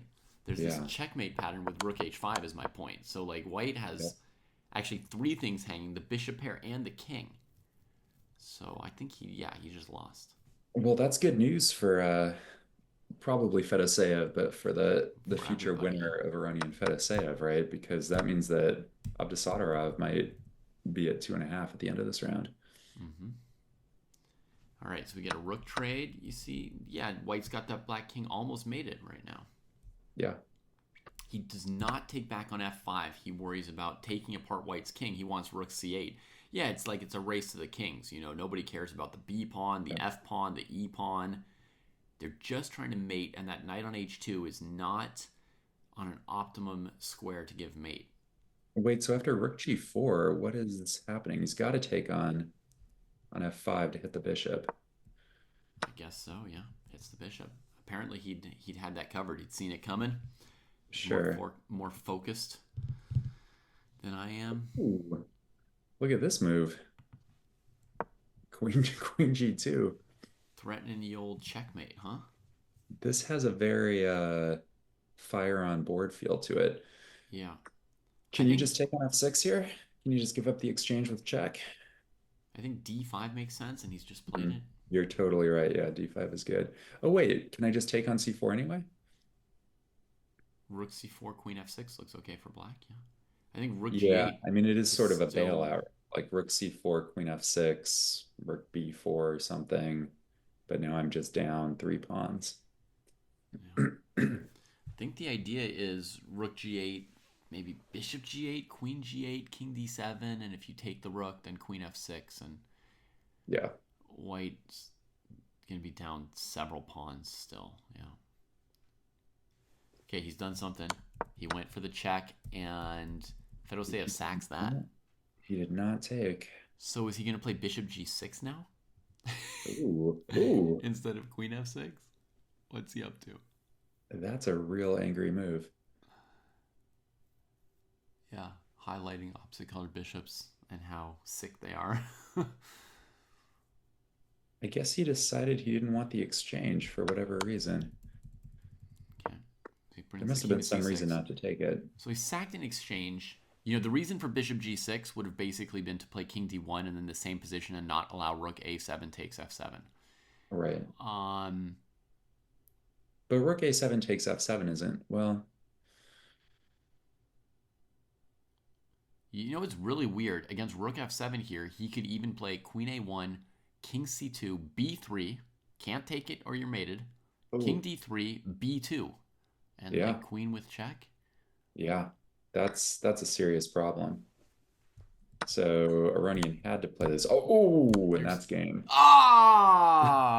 that's a threat. That could Yeah. have been used against rook f7 too, right? Didn't notice that Yep. one. Yep. Holy moly. He did not see that one coming. Well, it was nice knowing And you, Levon. that is that for Levon. Uh, Unfortunately, he's now at 1 out of 7. It does not look like he's going to be able to get out of the basement. He was not in good form this tournament, it feels like. Like I didn't look at a ton of his games, but just watching this game live felt like a guy who was just not seeing the board well. Yeah.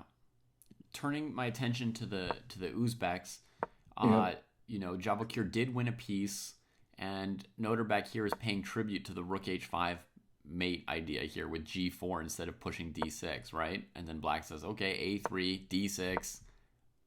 Too bad we don't get like a2, d7, and like a million queens. He just plays rook d2 because he's winning. He doesn't have an incentive Yep.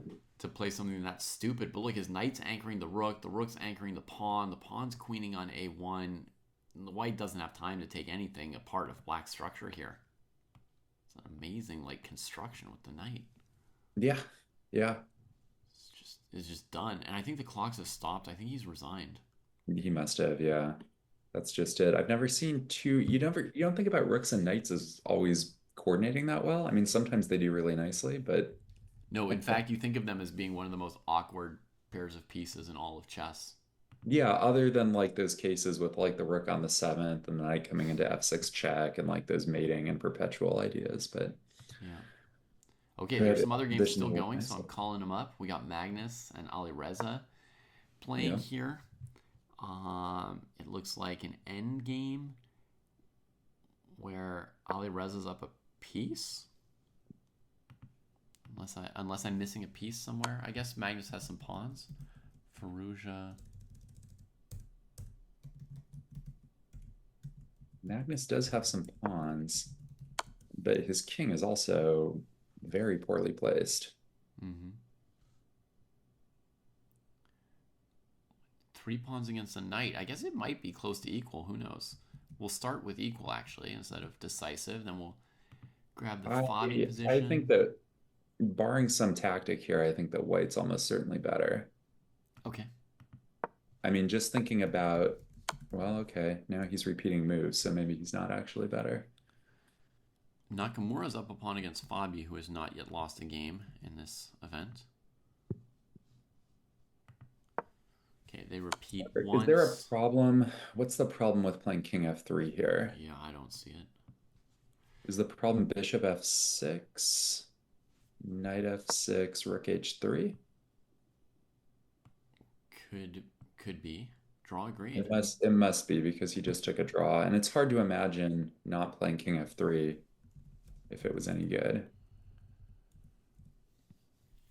Yeah. So basically, part of why I put equal was I realized the bishops could be traded. So white's extra piece, if there is one, is a knight. Very important in endgames because the difference in value between a bishop and a knight can really start to be noticeable in a position like this. And then I was thinking, well, then we're talking 3 pawns against a knight. That's generally pretty unclear. But knight on f6, as Andy was pointing out, pawn on d6, the d7 pawn dying, it doesn't matter how many pawns black has, right? White just has the recipe he needs to win with the rook on e7, knight on f6, and the d pawn. So it must have been that there's this direct variation with rook h3 that Andy Rook said. h3, king e4, and then rook e2. King e4, rook e2, king d4.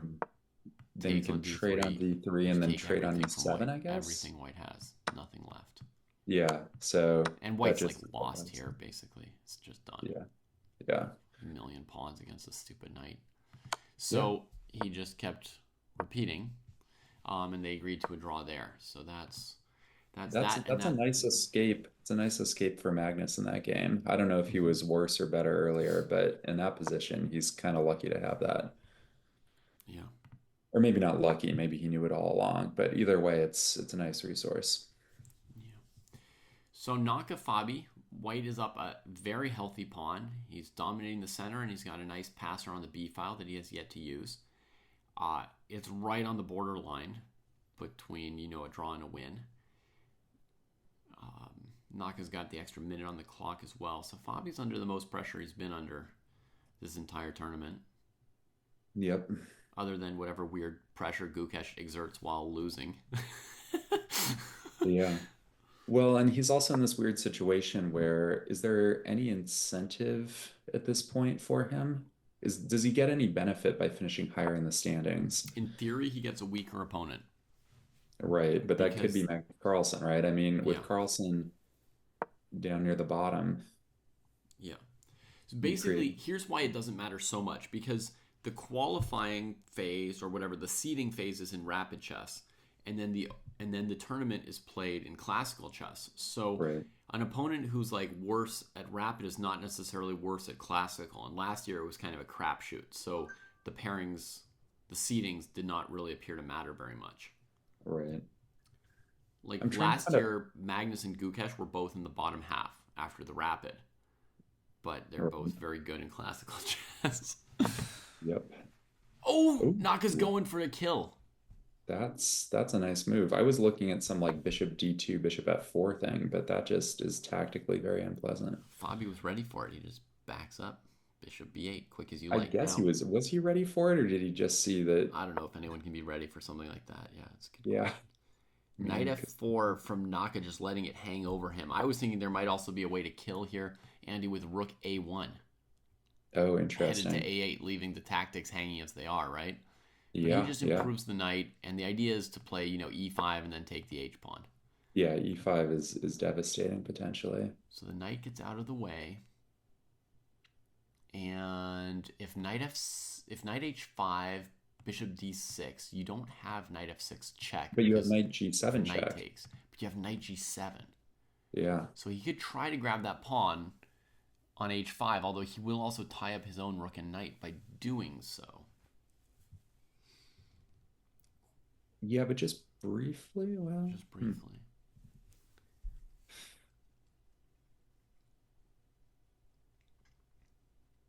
So knight h5. Yep, he played it. Goes Okay, for so it. king d8. Pays a tempo with the king. You could throw in bishop a5 check here, and it looks. Oh, the king could go back to e8, huh? Right, so rook h4 is the way to get out of this. But does bishop to g3 work?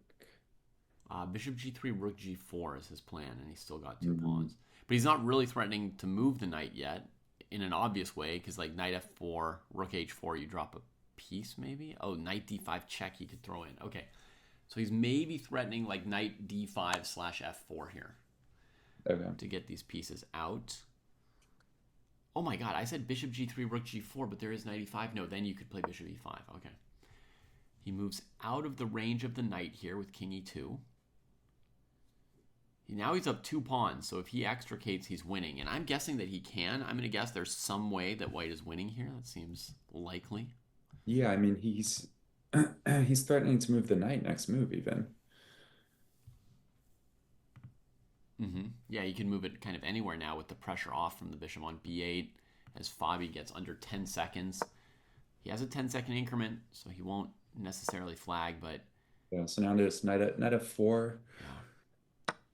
yeah, low-ish on resources now, down two pawns here. Goes after the h4 pawn. I mean, knight g2 is one resource white has. Then maybe he'll go bishop g3, try and make the pawn push up somewhere vulnerable, but It doesn't look like it's going to be that vulnerable. no. Plus bishop g3, you could play knight e3 and take on g4, and you'll eventually win with those two pawns. Yep. Yeah, there's not even a opposite colored bishop scenario here. It seems like you're just winning as long as you don't mess something up. King heads to h5, and Naka pushes the b pawn. So he's saying, you go king h5, you go knight h4. We'll have to trade that stuff and queen the b pawn. Yep.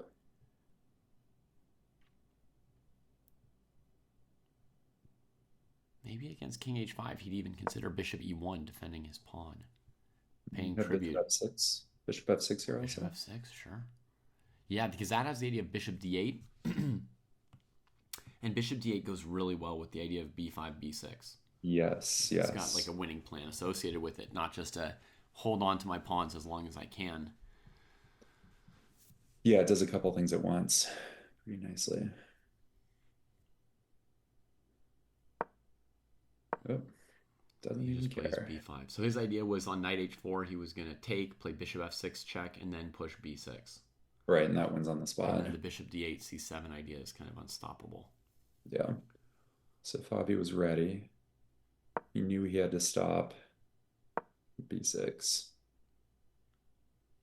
Wow. So we're going last ditch kind of try here with like king g4, king h3 or something. King g4, king h3, but he'll just be able to put the knight on e3 at some point and push everything. Yeah. I mean, I'm assuming knight takes d4 here, honestly, with the followed by your king maneuver.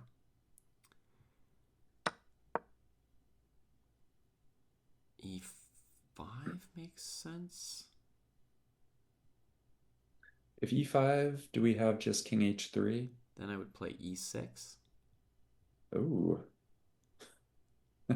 not even bothering with knight e1 or anything. Not even bothering. Yeah. So there's a variety of ways probably to win at this point. Yeah.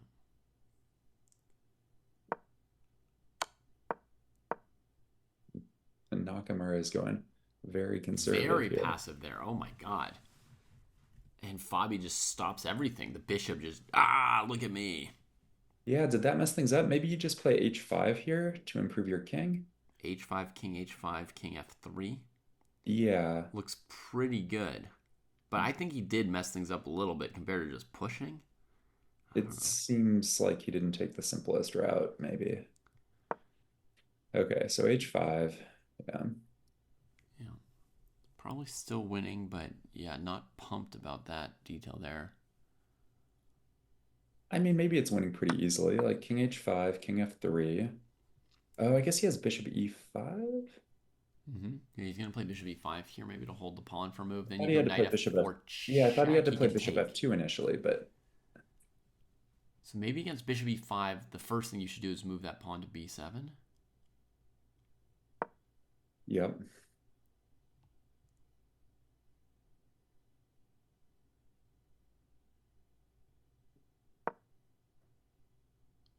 Or you can do this. You can tempo it with knight c4 and play e5.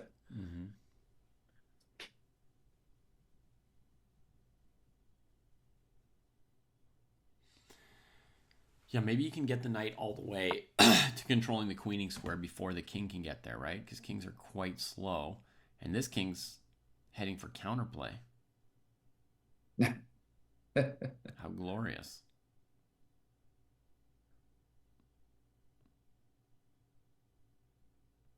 It's funny, on knight c4, he could play king h3 by now. Right, you could also just play king g2. Yeah, that's what he did. It's like there's no counterplay. And bishop d4, he has knight f5 check. Because that was that good post the bishop took earlier when his king backed off, right? It was controlling both pawns. Yeah, knight f5 check. Although knight c4 is probably also winning there. b6. So now you're just playing knight d4. Aren't you just knight d5? Making a bit of a wall around the black king to slow it down. Yeah. Now it's a really long way for that king to get to b8. He wants to go b6, b7, and then knight b4. Yep. He's playing like he's seen the end already.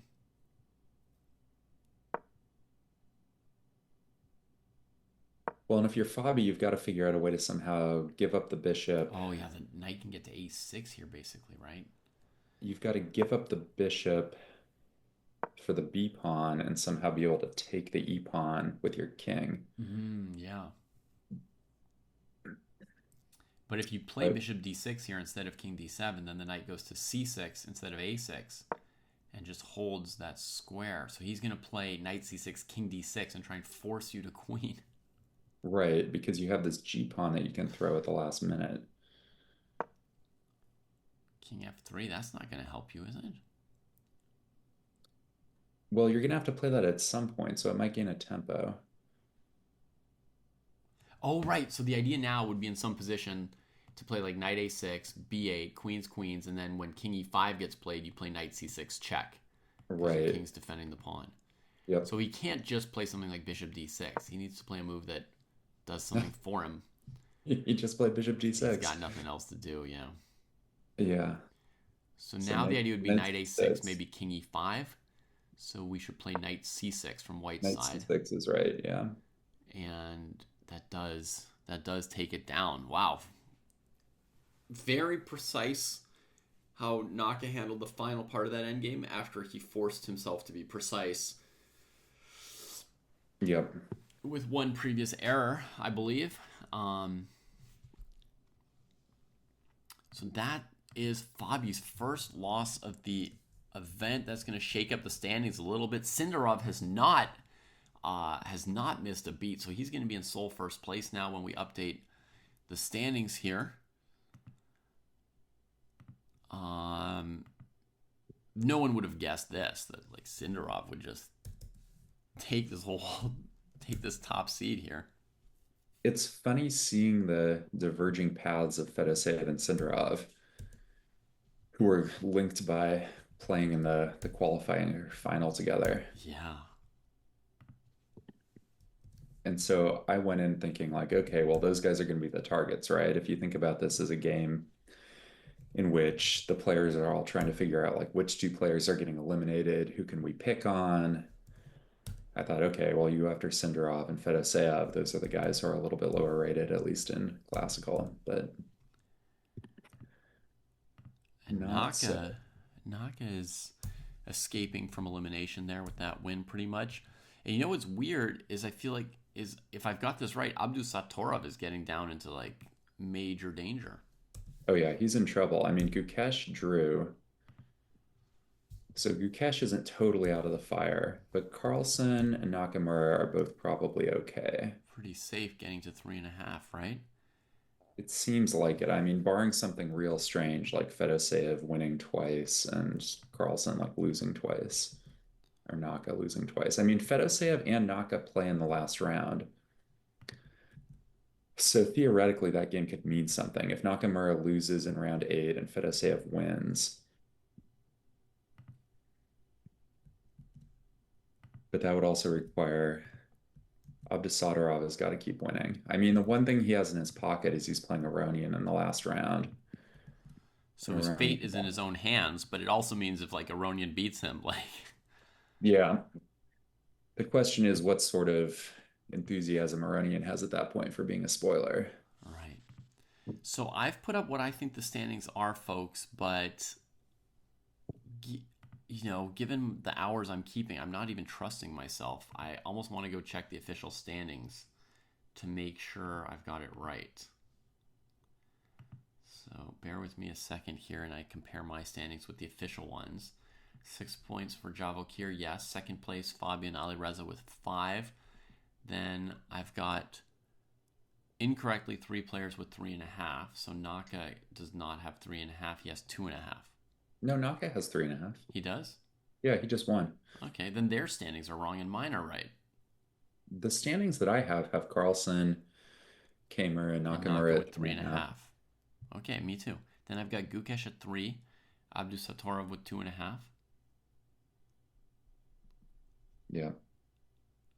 I guess they just don't have Naka's win against Fabi scored yet here.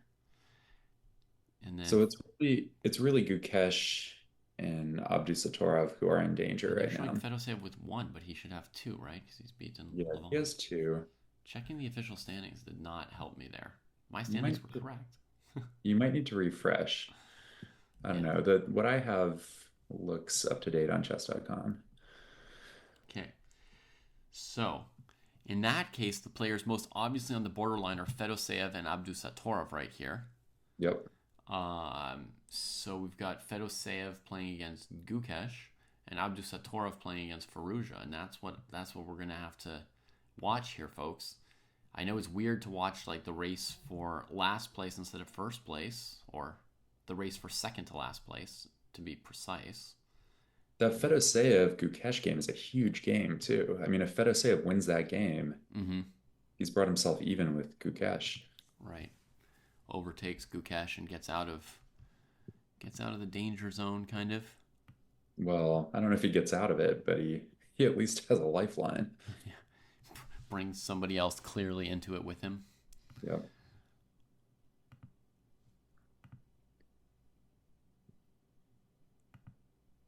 Carlsen seems to have steadied the ship a little bit.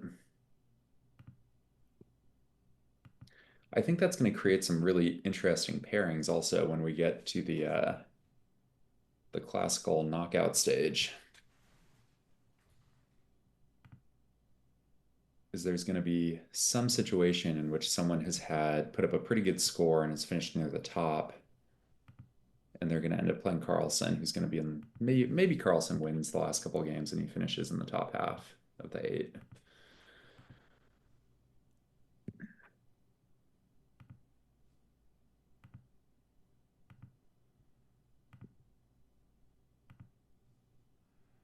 I was just fighting with little formatting here for a moment. Excuse me.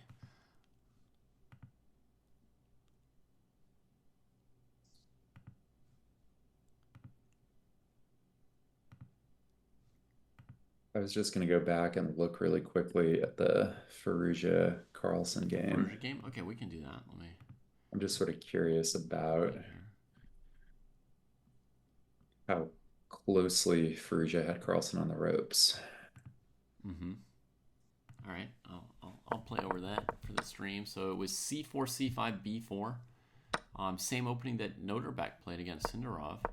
Yep. And then so huge Carlsen declined to take on B4, at least right away. Yeah. Huge space for white here. It looks like he got a very pleasant opening. But Carlsen one of the things that I've noticed can go really wrong, I think, in Fischer Random is that the space advantages for the white pieces can be pretty brutal at times. Yeah. Here Firouzja threatened Queen D4. Chased that knight, had nowhere to go. So we get crazy tactics. Yep. Wow, but we go into this endgame, and at first, Carlsen only has 2 pawns for the knight, which is not quite enough. Yeah. Oh my goodness, he was down to 1 pawn for the knight for a moment here. Yeah, how is he not busted? Oh my lord, he was completely busted. He was down a knight for 1 little B pawn at this point. It was completely over at move 27 or so. Yeah. Completely, horrifyingly over. Then somehow he gets in this little like rookie 4, poke the knight. It can't leave because it's defending the bishop. He gets the absolute second rank. Yeah. Grabs the A pawn, and suddenly we've got a game. I don't even know. He just did some little endgame something. Yeah, and you sort of get the feeling that Firouzja might have overestimated his chances here. That he thought he had a shot to maybe like make Carlsen saving it. Win with the D pawn. But yeah, it just didn't work out. Huh. That is a lucky escape, David. I mean, 3 moves ago, it looked like, he could resign. 3 moves before the repetition starts coming in. Yeah. Yeah. Wow. Why on earth did he play H4? I don't know. Is that the move? Oh, did he play it because he wants to play... He wants to play like rook E7, obviously. But he's worried about rook C1 check, rook G1 check.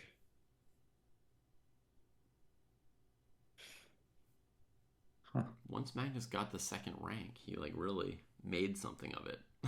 Yeah, he certainly did. He got just enough counterplay there. That's bizarre. I mean, there's no easy answers once his rook's on the second. Honestly, nothing. But there was no reason to let that happen. It doesn't seem like. Right. I So, mean, I mean, you look here, at, Firouzja played rook d3, and that must have just been basically a wasted move. yeah, like the position on move 27, it feels like is just over. Okay, a normal move, and it would be bishop to d4. Just extricating the bishop so the knight on g4 is allowed to move. Take the pressure off f2. Say, hey, do you It want to trade does another that does piece with me? that does drop the d5 pawn. Okay. I mean, I don't know if that's important or No, I not. don't think so because the d7 pawn will drop too after I trade on c5, right? You're right, it's true. Yeah, there's no way to actually win that pawn back. It's just all over. Bishop d4. I mean, I mean, I think I could take over for white after bishop d4. I don't think there should Yeah, be any magic there. the game's just over at that point, right? Yeah. I mean, the thing I wouldn't have done, which he did, but it's partly because he's, more precise and trusting in his skills, is I wouldn't leave that bishop dangling on f6 with that knight g4 construction, right? I would just start trying to Yep. clean up those pieces. And the truth is, when you're up this much, it's rather practical, honestly, to extricate the piece. Like now, I can't mess it up after bishop d4. Yep, I think, exactly. yeah, It's weird. It's almost like he got too cocky. Like rook d3, it feels like he's trying to play rook f3 or something. yeah, I think so. But Carlsen just has play then. Yeah, rook e4. Oops. The other crazy thing about this position is it looks like Firouzja had almost 4 minutes left, and Carlsen was under a minute in the Mm-hmm. position where rook d3 was played. Yeah, So, that's a clunker of a move. That rook d3. yeah. And he spent like 40 seconds on it. Hmm. All right, well, Okay. so my Magnus son, survives. my saying that Carlsen's like stabilized the ship is not really accurate. No, he seems to be getting absolutely thwonked that entire game. Yeah, yeah. He's Just lucky not to be on smacked. three. Oh my god, there's Javokir Sindarov against Fabi this round? And we have Oh, to like fun watch game. who's getting eliminated instead of watching that? Well, we could watch. I mean, I think the best game of the elimination sweepstakes is Fedoseev Gukesh. We could watch that, and we could watch Okay. Sindarev Caruana. Okay. My heart kind of rebels at skipping like a matchup between the top two players in a tournament. Like what? Oh yeah. What are you doing? What are you doing, dog? But the question is really, who's going to get eliminated? Well, and And Sindarov's got white. I mean, if Sindarov wins this game, we're talking about like, whew, a hell of a tournament for him. oh yeah, no matter what he does at this point, it's already going to be a hell of a tournament. He just, he's beaten Magnus for the first time. He's beaten like everybody who has a name in the entire chess world in one event. And he took the Uzbek crown from Abdusatara. Yeah, that's true. He took the crown away from Noterbeck. I mean, Yep. good lord. Yep. All right, see you tomorrow, Asher. You're quite welcome. Um, right, I was watching that Noterbeck game, Merles, because Noterbeck is also on the cusp of getting eliminated. Right, that's why. That's why I had that Noterbeck game up. He is in the most danger, it's true. And Firouzja is no slouch. Firouzja's had a pretty good event. Yeah. If he'd beaten Magnus, he'd be having a really good event. Okay, but we can watch elimination next round. This round, we're gonna watch Sindarov versus Caruana. I mean, these guys have been Yeah. in such sterling form. Fabi just lost his first game of the event. Sindarov has yet to lose his first game of the event. They call his performance rating so far 3,000. That's their attempt at estimating it. Obviously, like they're using slightly weird ratings, right? Like he's got a rating of 2668 here. I don't know what that's based on. Fabi 2756. I think these are rapid Do you ratings. think those are just straight up their FIDE rapid ratings? I believe I thought so. that was possible. Um, let me see if that is what's being used. I'll just check Fabi's rapid rating really quick. That's my guess. Caruana 2756. Yep, Yeah. that's what it Because was. Gukesh is kind of low, but that was my memory was that his rapid rating is not super high. Right. Yeah, he's like the lowest seed in terms of that, isn't he? In terms of rapid. We also have the starting position. It's at least shown up on the Fedoseev Yep. game. Yep. So back to Knights of Opposite Colors. I think another thing that confused me is Fedoseev has the same rapid and classical rating. So he's like Oh, 2739, which is like, that's his highest classical rating ever, which he just reached as well. got it. Okay, but he's like, no, has been known all his life to be a good rapid player. Right. So it's like weird how much he's struggling here with the experience he has and the incredible form and, that he's shown in Fisher Random rapid. Well, he's got a shot. I mean, if he beats Gukesh, and Gukesh is definitely wobbly. Oh, yeah. So So wobbly. it'll So be wobbly interesting and to see what also happens. so genius, right? Like it's like Oh, it's really yeah. crazy. Yep. Yep. The other thing is Gukesh, not only is he playing Fedosеев this round, but he has well, I guess he's got white against Magnus in the last round, and that's tended to be good for Hmm. whoever has white. Yeah. Magnus has particularly had trouble with the black pieces in this event, although he did also lose with white to Sindarov. But okay, everybody's lost to Sindarov. Yep.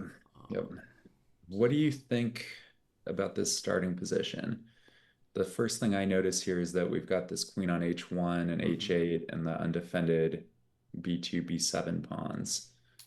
Right, you've got the undefended b2, b7 pawns, but it might almost be better for your overall game setup to move the h pawn and let your queen and bishop out that way and leave the pawn on g2 Mm. to sort of cover your squares, so to speak, right? Are you thinking that castling kingside is a possibility? Yeah, I'm thinking potentially, you could go like h4.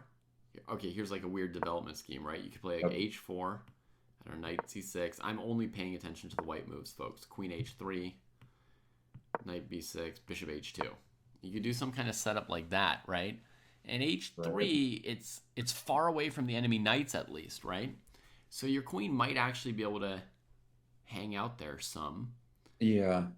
I think another setup that's sort of interesting here is like g3, f4, e4. Mm-hmm. You play bishop e3, you castle, you play bishop f3, you have a kind of funky King's Indian attack setup. Right. Black might themselves play f5 at that point. Yep. Um, and so, yeah, maybe knight c3, knight d6. Yeah, I'm accidentally for black stopping white's idea. So I apologize. I Yeah. was trying to reveal it. But okay, yeah, we could play e4 at least because there's this tactic here that bishop d5 fails to knight d6 check. Very important Fisher random tactic. So we could get some position like this as white, and then as Andy says, the bishop's going to come to the long diagonal potentially. Queen's going to come up to g2, and yeah, we found squares for all the white pieces here. It feels like there's a lot of King's Indian style setups that Mm-hmm. the players go for. Yeah. Um, my other thought was to try to play something where you castle queenside. I'm not sure how reasonable that is. It's reasonable. There's just going to be this issue that your queen could be really far away, so you have to make sure that you also keep your eye on her Right. and get her into the game. But yeah, I mean, the knights can go very, very easily and logically to c3 and either b3 or d3. Yep. And Yep. then you move the e pawn and bring out the bishop, so that can be done as well. By Yep. the way, for anyone joining us more recently, this is round 8 of a 9-round rapid tournament. It is 10 players, a single round robin, 9 rounds, and 2 more rounds from now, we will have a cutoff. The top 8 will go on to the knockout format, and the bottom 2 will either be sent home or join the commentary team or something. At least they're hanging out at a really nice resort. I think they're probably pretty cozy there as far as Yeah, did they places get to. to hang out for the rest of the time? I couldn't imagine them being kicked out. This is a very high class event. So. I thought you meant they were going to join our commentary team. Oh no, not ours. No, I think they could go join the commentary team in Weissenhaus if they wanted to. That's where they'll Yep. be hanging out, or they could just enjoy the resort. Um, Personally, I would not mind playing a chess tournament at a resort at some point. Sounds like a good way to live. I'm not Ah, the you said Fedoseev, you played G4. G4. I'm not the kind of guy to drop $1,000 a night to live it up at a resort. But if I'm going to be playing a chess tournament, I would not be against it being somewhere that has, like, I don't know, a spa or something like that. I would accept. So we get G4 on 2 boards. We have it on 3 boards now. Heinous weakening move, the Grob. And normally I would insult the move, but I don't think I can insult anything that Javokir Sindarov does unless it's like hanging his queen. So we're going to have to give him the benefit of the doubt here and say that G4 is a reasonable opening for white here. And C3 locking in the knight, preparing to bring the bishop to C2, I suppose. Yeah, that's a weird one. Can I say one thing in support of G4? Normally I don't like these G4 B4 moves. Yeah. But in this position, it takes a long time to get a black knight to like F4, H4, any of these weakened squares. Mm-hmm. There's no like quick pathway Right. to try to take advantage. Yeah. I mean, I know Fedoseev, we interviewed him a couple times over the course of the qualifying, and he said he really believes in these, space gaining thrusts on the sides. Okay. So you see a lot of like A4, G4, H4 out of him. He really believes in that, increasing the scope of his heavy pieces. So particularly when he's got rooks and queens on the A or B files or G or H files, you'll see more of that. But he likes to grab that space from the sides. It feels odd to some extent given the bishop on G1 and the rook on F1. Oh my god, look what Gukesh just gave him already. No, I mean... Oh yeah, Gukesh gave him a lot of space. Sorry, I was on the Sindarov Caruana game. Yeah, of course. That game, I'm not really sure what Sindarov's up to. I'm sure he's up to something, but... Yeah. But yeah, I like what Fedoseev has done here for sure. This seems like your dream position if you start with G4. What was the Abdusatorov matchup this round? Who is he playing? He has white against Firouzja. Abdu. He also played, it looks like G4, C3. So one of the things that I think is really cool about this format is how the players get together and try to work some stuff out before the round starts. I actually really like that a lot. Yeah. I think here Fedoseev has grabbed an immediate opening advantage. He got a bunch of space, and Gukesh didn't do anything too precise. These like C6, D6 moves are not very valuable in terms of development or anything. So. Yeah, I don't know what Gukesh is up to here. I mean, Fedoseev looks like his pieces are all coming out to their natural squares. He's going to castle queenside. Yeah. Like he's going to have his rooks on E1 and F1, so any breaks in the center are going to be good for him. Yeah, huge advantage. Now, Merles is telling us that he doesn't like allowing E5 by Sindarov, who then just calmly plays F4 and brings his rook out into the game. H5 from Fabi, fighting from many angles with pawns, but it feels like somehow C3 doesn't fit in with these kingside pawn pushes, and I do not understand what Sindarov's doing this game. Once again, like, if it's something brilliant, it's going to take me a while to catch up with what he's doing. Yeah, I agree. I mean, I think that's one of the potential problems with playing this early G4 is that we know that Black's going to want to get his queen out somehow, and it kind of invites H5.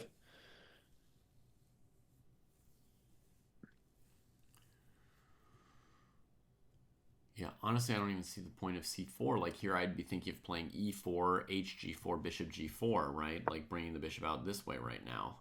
Yep. And then we've really wasted our time on C3, like badly.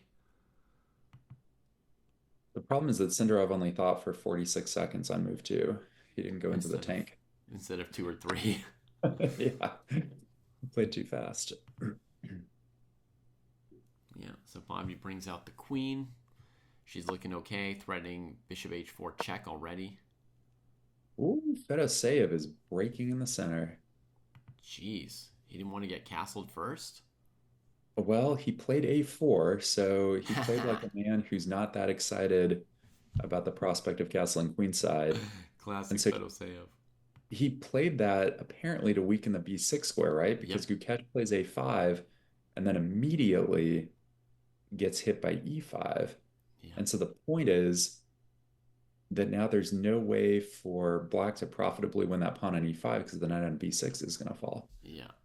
Also, let me say, like, rook a3 to b3 would have been classic Fedoseev as well.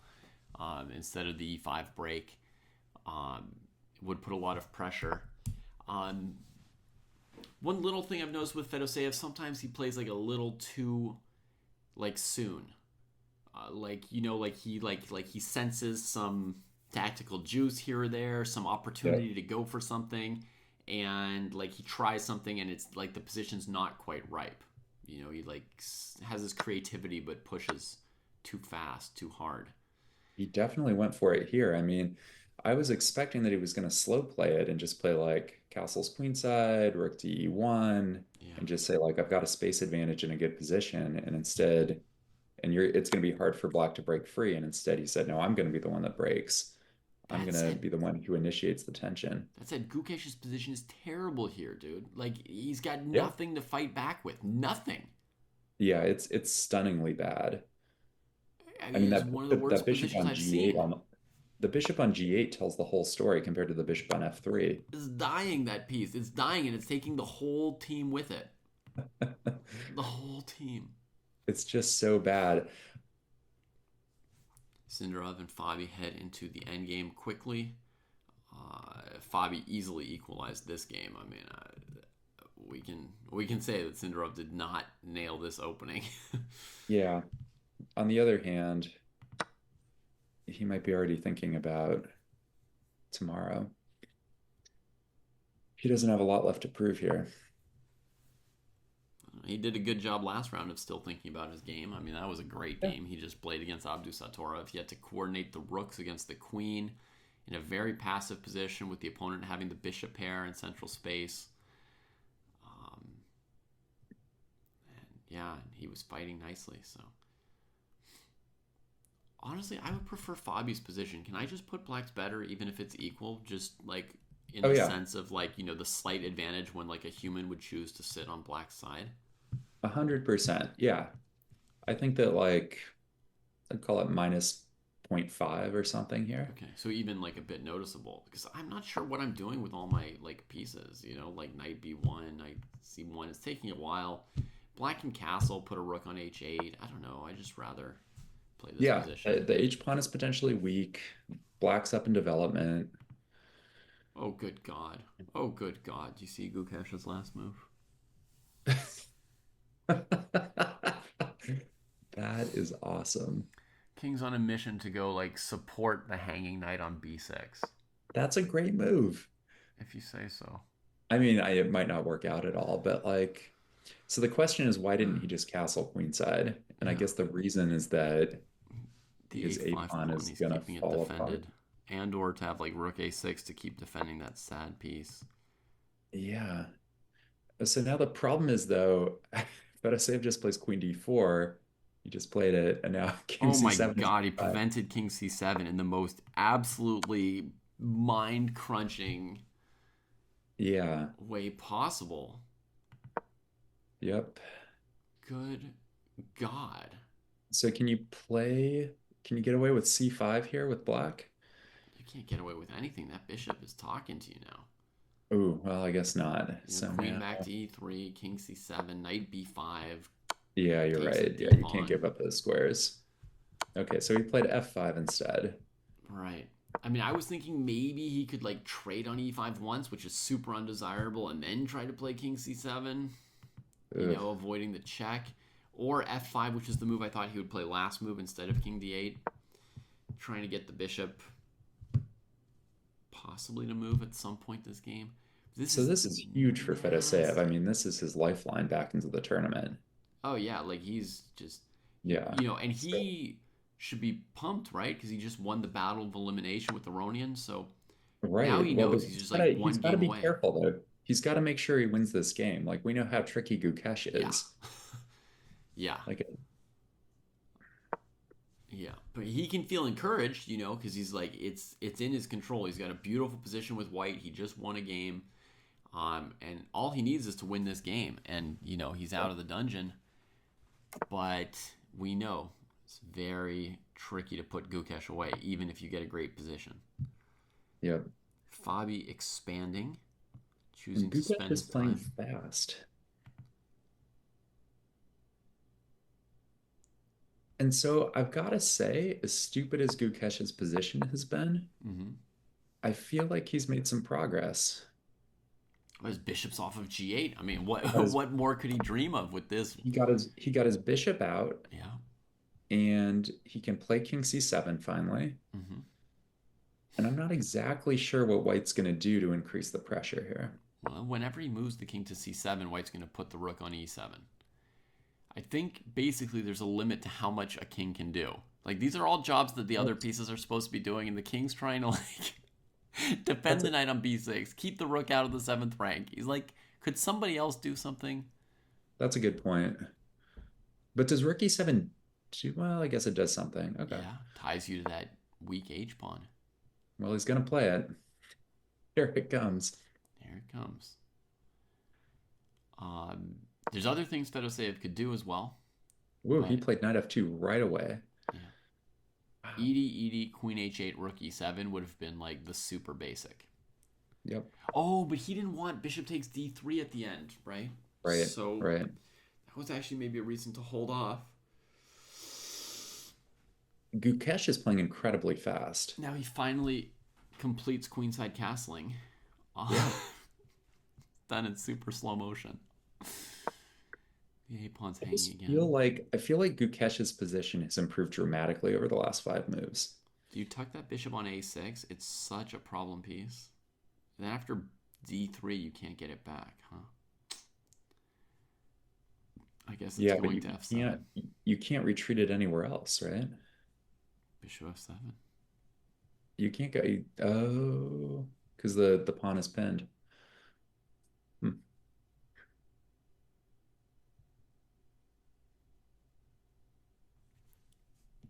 Maybe also your move from before, Andy, C5. There might be some way in which C5 is a move here. That seems real dicey. I mean, if you play C5, you're giving up the B5 square forever, and Mm-hmm. that I agree. D6 weakness is going to fall at some Yeah, point. that's horrible. Oh god, he tucks it in the prison.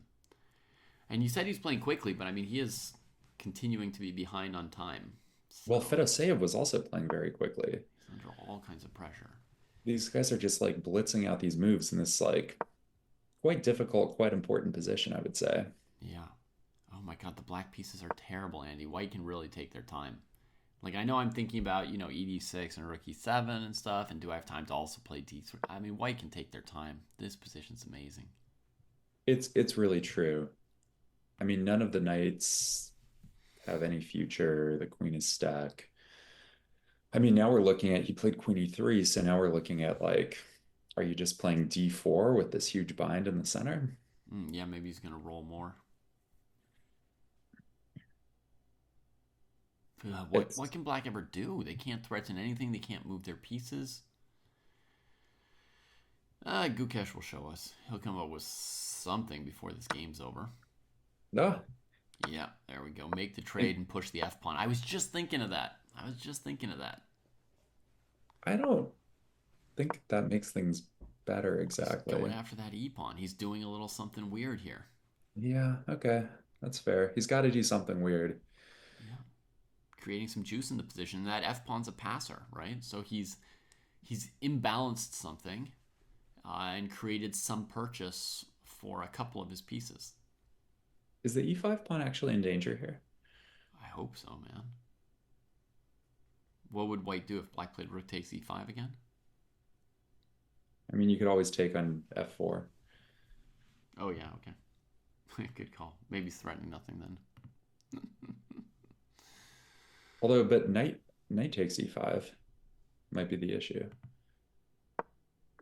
Mm-hmm. Okay, so we got bishop g4 kind of trying to force him into rook e5 queen Yeah, f4. But he'll have that. rook f8 then, right? Like who Well, knows then you what just play queen g3 and you just sit there. hmm You're also threatening to take on d7. I guess then I can take back. Okay. yeah. On the other Forgot. board, Yep. Fabi has really turned the h2 pawn into a bit of weakness by Oh, gaining yeah. space on the king side. Knight on a3, bizarre, still fighting for a lifeline, but it'll come around eventually. And I don't think that Sindarov's like losing or anything like that, right? Like Fabi's position's pleasant, but Sindarov hasn't given up anything huge. He's not gasping the Right. way Gukesh is. Right. I would say that Fabi's play has sort of confirmed our judgment that Black's a little bit better. hmm But now he's But being asked a question about this e6 square. it feels like he's still a little bit better. Yeah, yeah. Bishop b3 was nice. I mean, maybe he could have played rook h6. I don't know, but this trade certainly helps White's case, right? Now you've got the a file.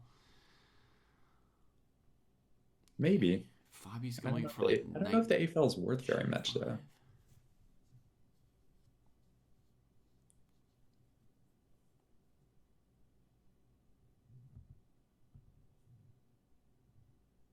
Okay, so like d3 would be expected, and he's headed to g5, I Right. suppose. Then maybe knight h3, trading off a nice knight on f4, trying to make He some could progress on the king side.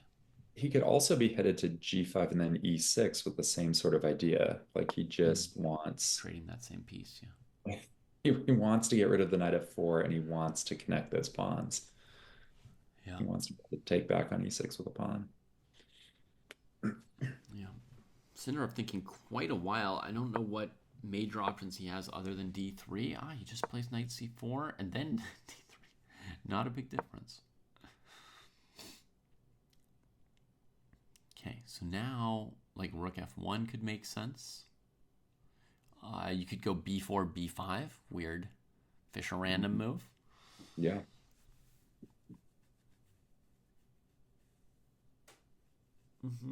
Maybe also knight e5. Just weirdly dancing. It doesn't have any support in reality. Just kind of.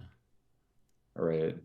All right, b4. I like that because basically, if b5 is a real threat, you're trying to tax black to play king b8, moving the king away from where you're going to fight. Then when you switch, rook f1 and stuff, the king's just a step away from where most of the game's going to happen. So I actually think this is a very fine finesse on the Yeah. surface. Yeah. Sintarov's playing well, and he's got some interesting ideas, right? He can, in some positions, maybe play even rook a5 and knight to e3. Okay, rook a5 to go after the pawn. I was definitely looking at that f pawn. I was thinking, rook f1, knight e3, but yeah, rook a5, maybe that's a good I don't area to know if be it's in. better to put it there. I mean, there's some positions maybe where knight h3 is unpleasant Mm-hmm. and you want to be able to go king f1, but I don't know if that's real.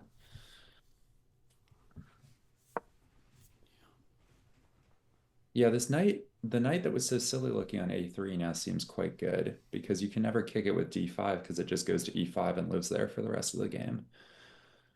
Yeah.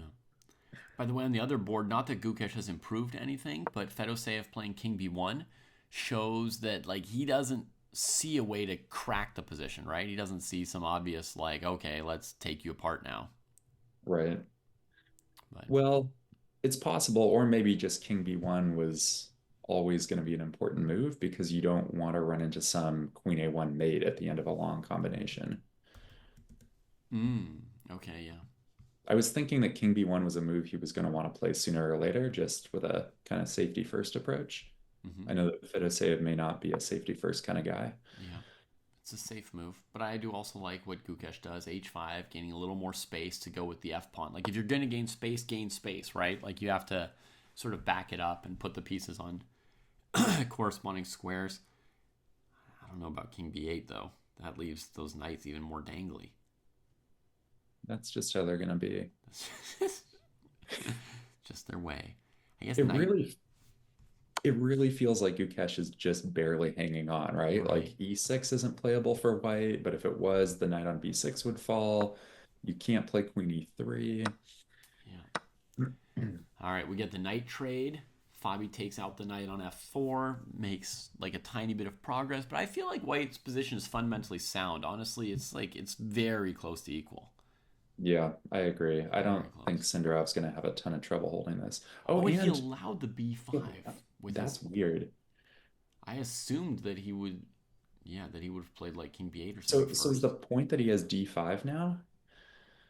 D5, knight e5, and you still can't take on b5, right? But also d5, b takes a6, right? I Right, mean, that's what I was wondering. take Is the that knight and we go. just, yeah.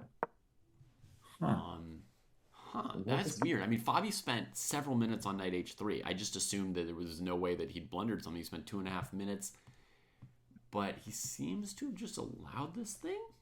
Okay, well, he Okay, he has rook played a move. Rook h6, h6. Okay, which but he just, now, I mean, he's not better with an isolated a pawn. We're just gonna say it's completely equal. yeah, for sure. I'm switching it. It was like, oops. It was like symbolically better before at least, but now it's no, it's just. I mean, you could even make a case that he might be worse at some point, right? You could make a case that maybe the pawn on a6 is weak and the pawn on f5 could become F5 weak, could be a little backward too, yeah. and the knight on c4 is better than the knight on c7. Sindarov doesn't have to rush this trade on a6, but he does take the trade after a little bit of consideration. You know, he could have left the tension hanging a bit longer if he had some reason to, played a move like rook a5 or something. Right. But the rook on g2 is very far from doing anything useful, so he can't play for anything too intense.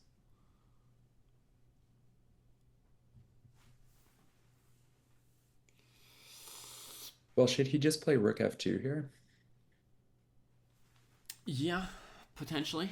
Rook f2. I mean, I would see maybe like rook g8 from Fabi, just saying, yeah, we'll play like, g3 and just simplify it out at some point. Yeah, that makes sense. Ooh la la, big move from Fedoseev. He opens the queenside with b4. Oh, yeah, that was coming at some point. Yeah, so he put the pawn on d3 first before moving the b pawn, right? So they take turns covering the square Yep, on c4 and yep. shutting out the black pieces. Now he's ready to maybe play a5 and maybe the knight will be better off on a8 than it has been on b6. Well, he's also, David, the other thing is he's threatening e6 here. Threatening e6. He finally got his queen off. Although, oh, maybe he's not because the knight can move. Wait, but the knight can't move anywhere good.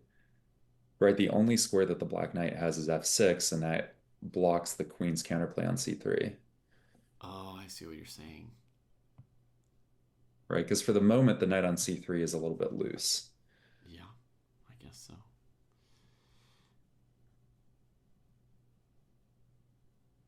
But after e6, he would have to play knight e5 or knight f6, I guess. Is Gukesh's position so bad that he could consider knight e5 here? With taking No, like knight e5, queen b6, knight f3? that seems crazy. I mean, he could play king a7, Mm-hmm. but the problem is, I mean, there's probably all sorts of problems. I mean, e6 might still be a problem because where's that knight going? I think knight b5 check's even a problem. Right, knight b5 check was what I was thinking might be another kind of sick move. Although, Maybe rook b8 at the end? yeah, I'm not sure if that actually does anything. You get something like this, and then just, rook b8. The other thing that's going on in this position is you could potentially see Fedoseev playing knight f to e4 and then trying like knight c5. Yeah, Okay, I so didn't think he was going to play b4. I thought he was going to play knight e4. That's what I thought he was going to do. right. 1 minute for Sindarov and Gukesh. Whew, okay, so Gukesh gets rid of one of his terrible Wait. knights, but at the cost of having a position that still doesn't make sense and a knight that's Horrible. getting hit. Oh, God. Where does this other piece go? Groan. The Oof. knight d7, it's got to go to f6, I F6. guess. Now f4 is hanging with check. My Oh friend, God. it's the end. Well, that's what we said the last time all of Gukesh's pawns were hanging with check. With check, yeah, I know. But it does seem like you take on f4 check and then you put your queen back on d4 and you're Mm-hmm. just in Just good have shape. everything. And the only thing that's going on here that makes me a little concerned for Fedoseev is that his knight on f2 is kind of stupid. Right. It doesn't look great. But he's got time to fix it. His position's amazing. Yep. Rook g1 is the choice. Yep. I guess he'll grovel on h6 to hold his pawn now. I don't know. The other endgame is looking pretty balanced. They make a trade. Fabi gets a passed a pawn. G pawn is sort of dangly, although so is e2. Sindarov maybe has the idea of bringing his king to defend the weakness on e2 relatively quickly.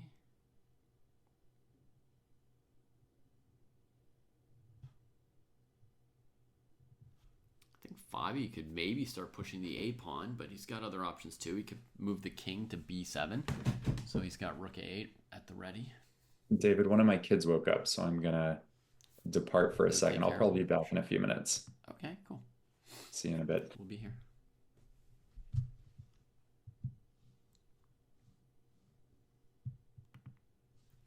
All right, so looking at this endgame, like I was thinking about a5, you know, because if rook g4 to deal with it, then rook e2, and you've opened up the white king, and black looks pleasant, but nothing special. If you want to play for more, as Fabi does, then the idea is king b7, preparing, you know, to go rook a8 and push more stuff. Oh wow, I didn't see this option for Gukesh, but it made a lot of sense. He played knight g4 here. Well, I guess the reason I didn't look at it is because it like hangs a pawn, which I don't love doing. But you know, nothing about his position looks that bad other than being down a pawn now. I think he's got some true practical chances after that pawn sack. Yeah. All right, king b7, king f1, supporting e2. Preparing to play rook g4. And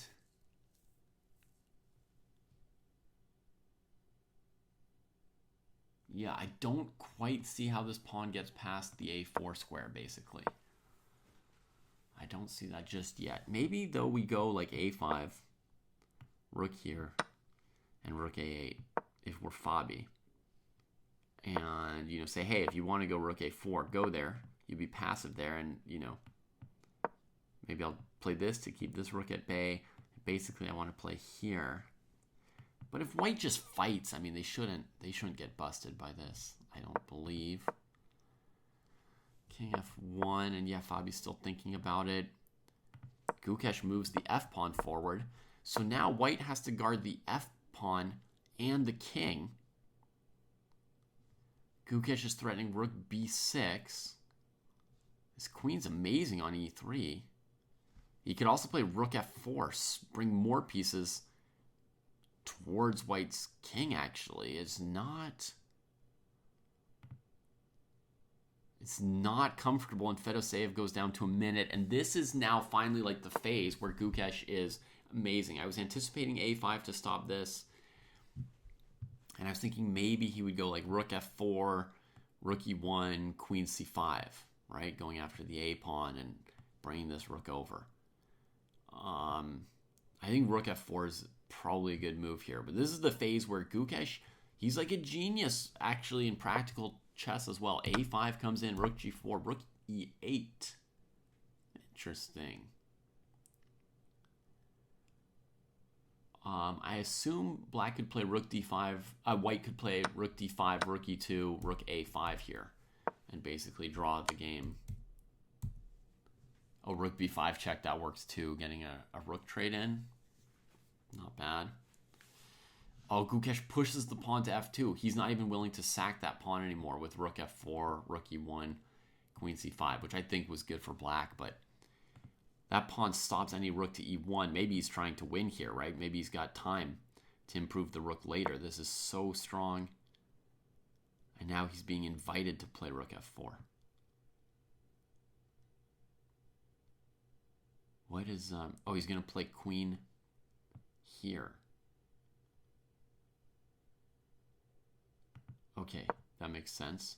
From Fedoseev. He goes to c8.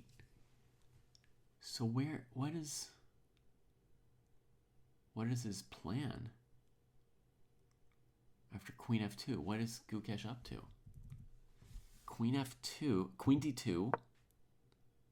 What's he going to play? He could have played like d4 if he'd seen this thing coming. That was a way to sort of anchor the pawn if he left the rook on f8. But he comes back to c5, leaving the f-pawn hanging. Just absolutely rook f2. Right? What did he just do? I definitely think Freestyle should have its own ratings cross, yeah.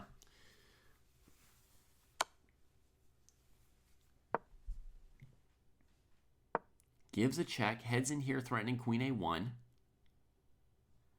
So queen's going to have to move like to f4 or something. Then there's rook c2. No queen f4, rook c2. Bad, David. Queen e3. Maybe. One thing black could do is double rooks on the c-pawn. It's not easy to defend it. I mean, definitely he's got serious tactical juice here, Gukesh. But giving up that f-pawn, my lord, that was an intense decision there. Giving up that f-pawn. That f-pawn was so strong, right? Anything happening in the rook ending, or is it reasonably close to equal? We get a trade. The h-pawn moves. The a-pawn is more dangerous. I would rather be black, even though I'm down a pawn. I'd rather be black.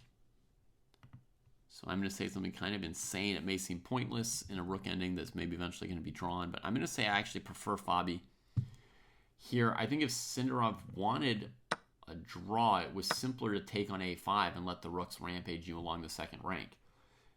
I don't think you can really lose there since black has only the c-pawn left as far as winning stuff on the board. After queen e3, Gukesh simply takes the pawn on a5. It does cut the king's escape off for the moment, but he is, down a pawn and playing for what?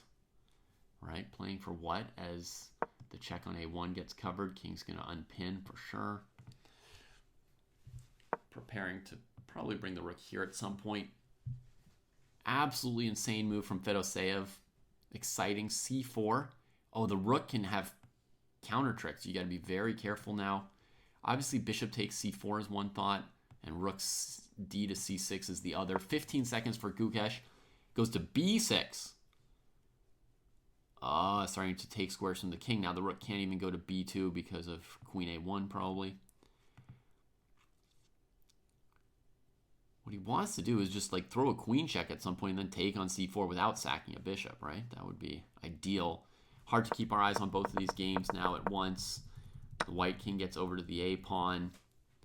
The h-pawn goes. We can see that Sindarov is still defending this thing. Rook c2 from Fedoseev gets checked. C-pawn gets taken. Now suddenly we're like, why did the rook move off of d6? We don't know. King keeps running. Can't take on d3 because this rook is hanging, but maybe rook c5, maybe rook f8. Cutting the king off. Goes to d8. Fair enough. That pawn looks dead as a doornail on d3. Sindarov, I see, has 4 seconds on the clock in the rook ending. What is happening to him? Rook h3 going after his pawns, and they've agreed to a draw. Okay. Whew. That was a little bit of a moment for Javokir there. Slightly scary rook ending with Fabi. Rook c3 comes in. That looks pretty good. That might actually save the d-pawn. Save the dead d-pawn. Oh, he's got this rook b3 tactical idea, right? Oh, but if you trade on d1, the bishop will cover rook b3. Holy manoli.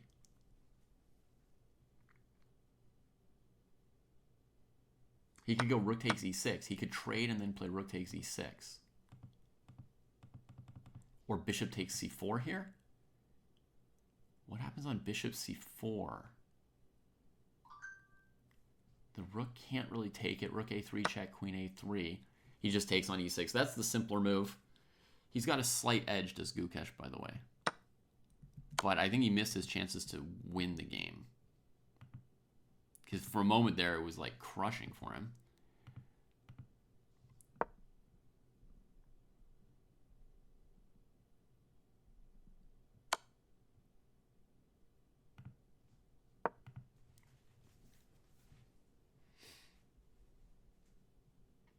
Yeah, he can't seem to get too much out of this. As long as Fedoseev can take on e7, he's reasonably safe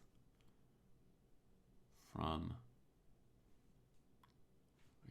he's not like completely busted at least. Maybe slightly worse, but not busted.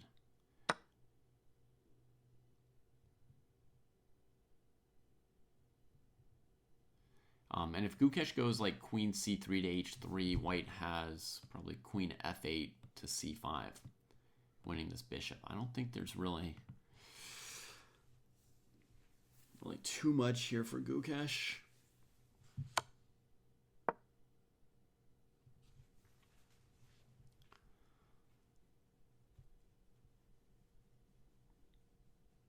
Queen d2, bishop e2 looks okay.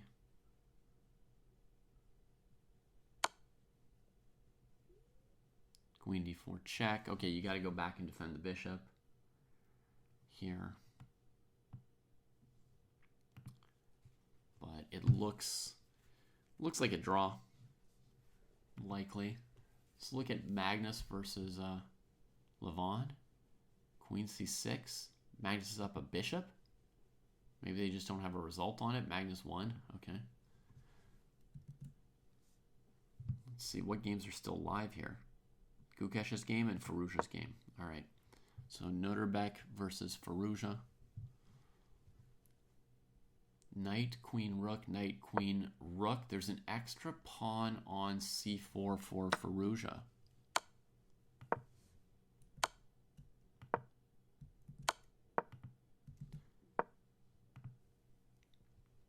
Queen ending being played out by Gukesh.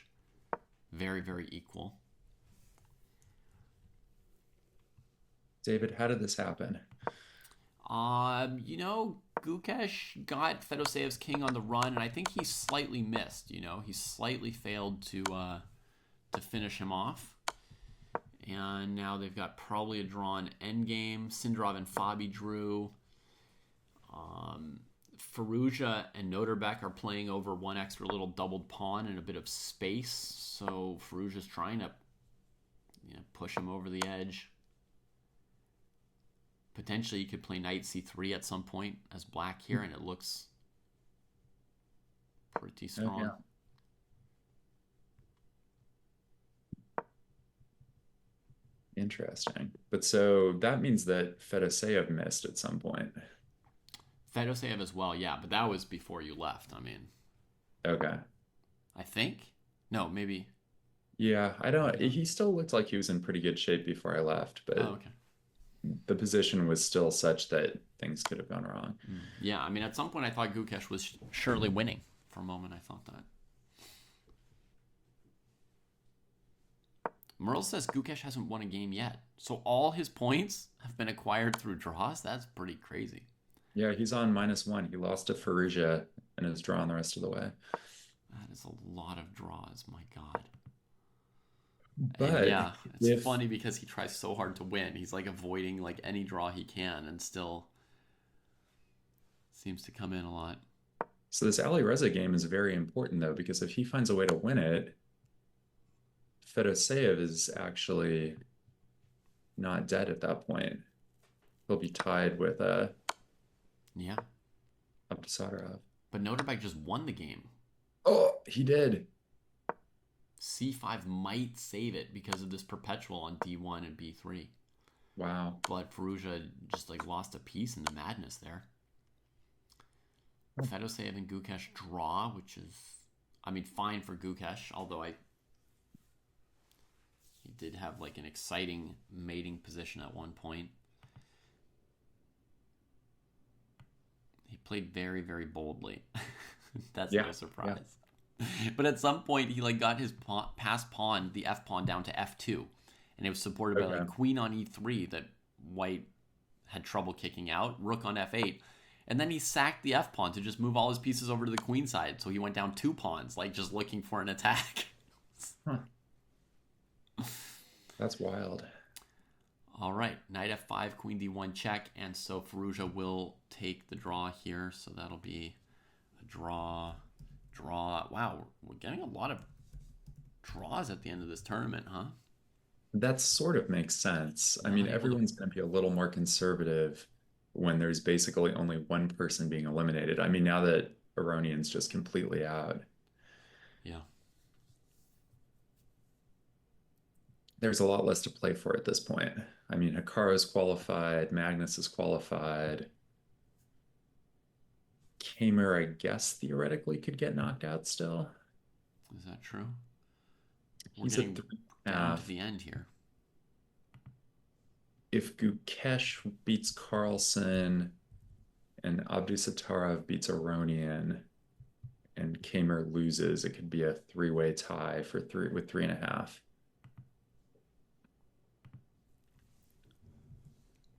So I'm updating some of the standings, even though, or yeah, I guess all the games are done. We've got a draw here.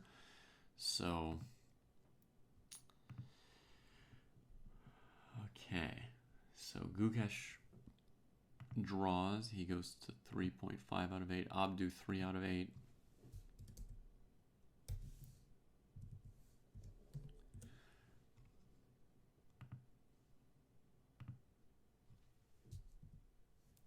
We still owe those just 3.5. How did Naka do this round?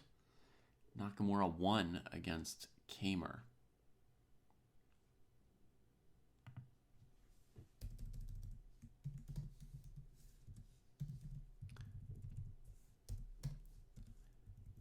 So potentially we could have a bunch of people tied at 3.5 out of 9. That's sort of possible.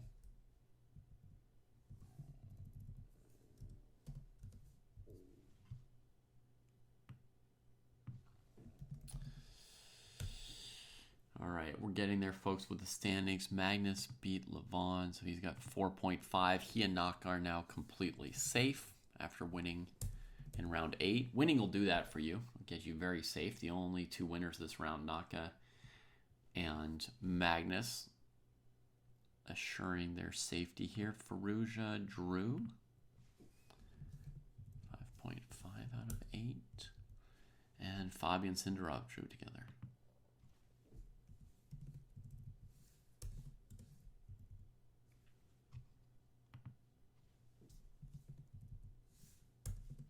Sindarov assured of at least a tie for first place in this round robin.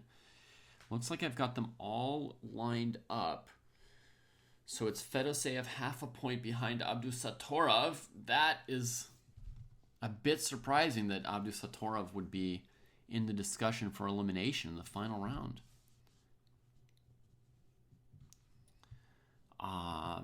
Let's see who they are playing in the last round. Yeah, let's refresh that page. See what we got for the last round.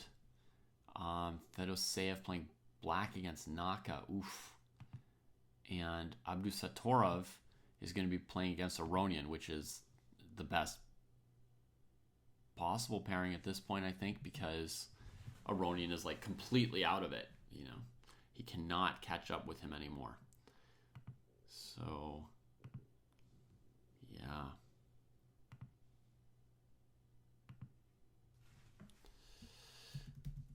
Naka, Fedoseev, and Aronian, Abdu.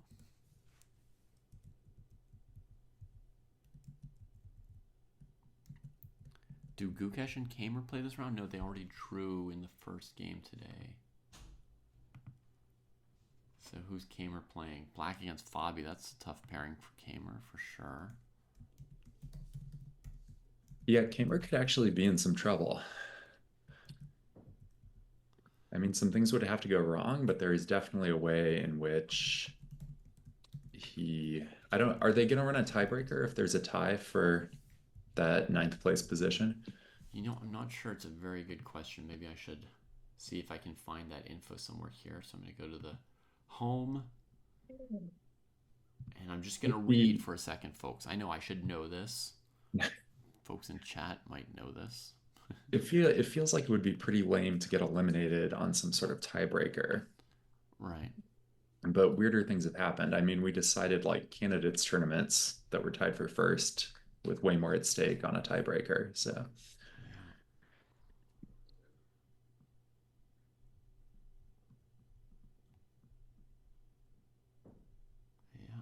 don't see it in here. Schedule news. I mean, that's...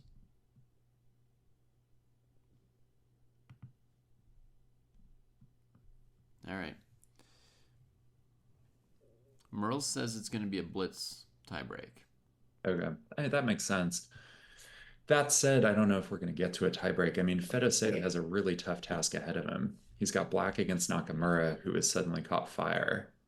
I mean, Naka won his last 2 games. He beat Caruana. He beat Kamer. Right.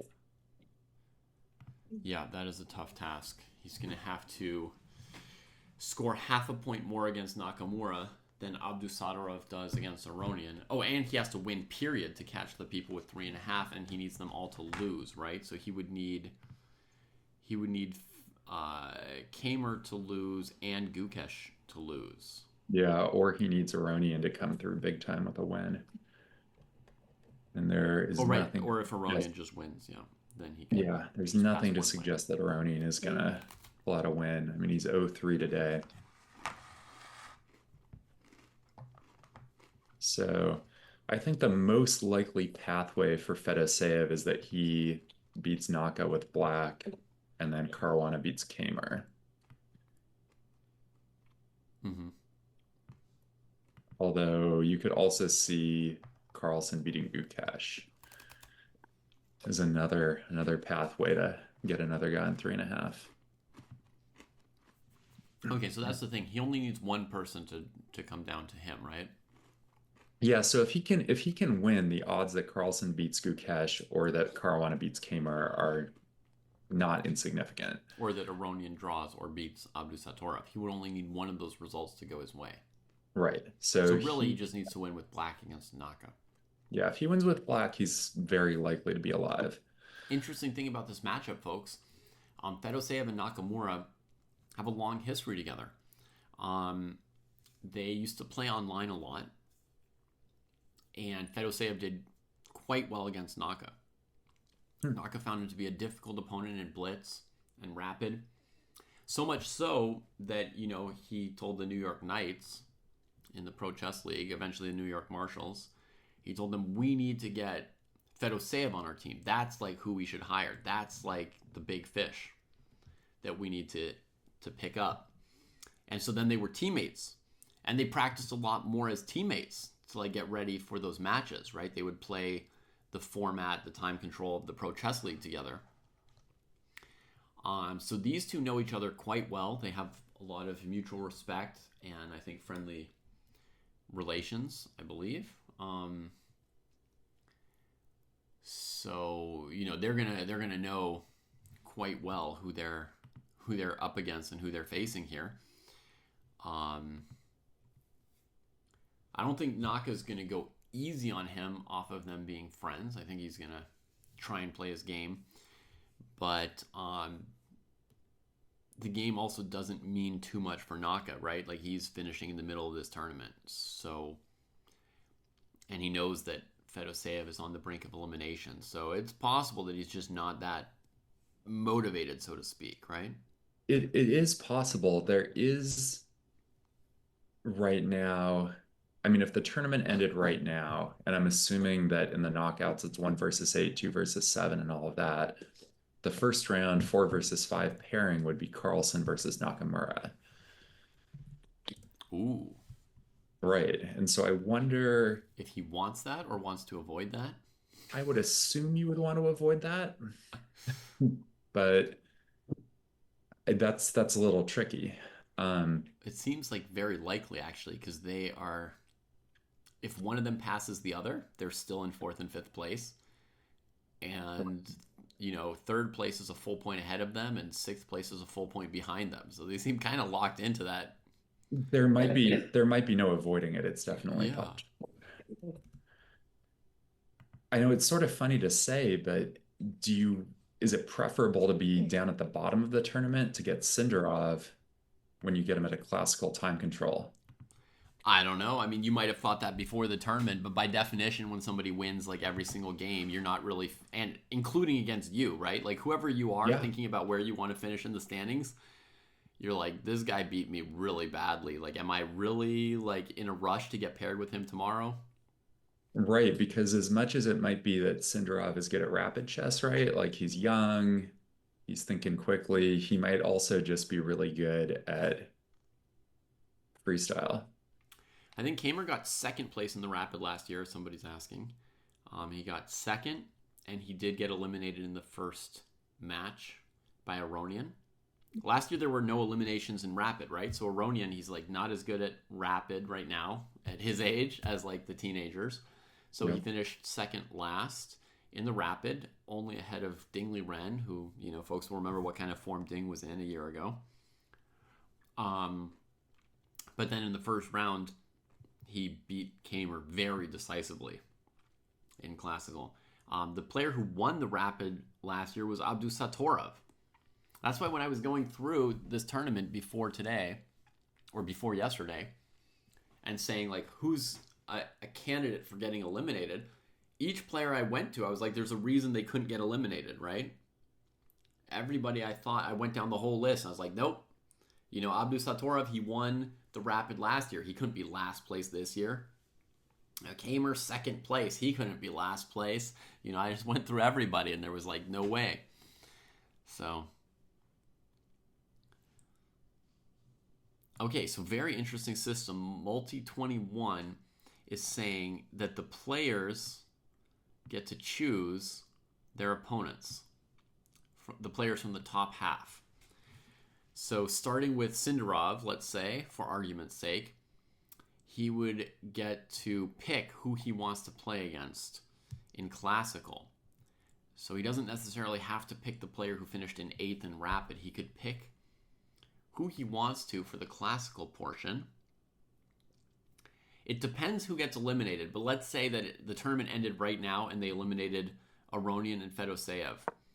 Then his choice of who to play would be between Caruana, Firouzja, Carlsen, Naka, Kamer, Gukesh, and Abdusatorov. And out of all those players, I would pick Kamer. If I were Sindarov, that's who I would pick. Now there's also, individual strengths and weaknesses and how they match up with each other that may affect their preferences and all. But my thought would be that in like classical chess right now, Kamer is the lower of these players. When your choice is players like, Carlsen, Caruana, Naka, Gukesh, the world champion, Abdusatorov. I mean, you don't have really any good choices. So I would pick Kamer. I think it would be... I could see somebody maybe thinking like Gukesh is getting bad positions out of the opening and like picking him, but he is so strong right now. It just does not make sense that you would pick Gukesh as your opponent when you could pick Kamer. Like, I can't imagine how you'd be... Like, it doesn't matter what position you get out of the opening. There is a gap between Gukesh and Kamer, right? I don't see how you could ever say, like, I want to play Gukesh. So I think very clearly I would pick Kamer, and then if you say, like, that Fabi's in second place, who's Fabi going to choose to play against? I don't know. He'll probably pick based on style. At that point, all the remaining players are basically top, 6 in the world. And so you're just picking based on your own personal, style and preference. I think it would only be Kamer who'd be a little bit of an outsider in terms of his strength. So we got the first move from Aronian and then a 2-minute think after g5. The bishop emerges, makes b3 look less good. Jesus, this thing is so annoying. David, are we watching that game and the Naka Fedoseev game? That's what I've got up right now, yeah. Cool. So to me it shows Aronian thinking for over 2 minutes here after g5.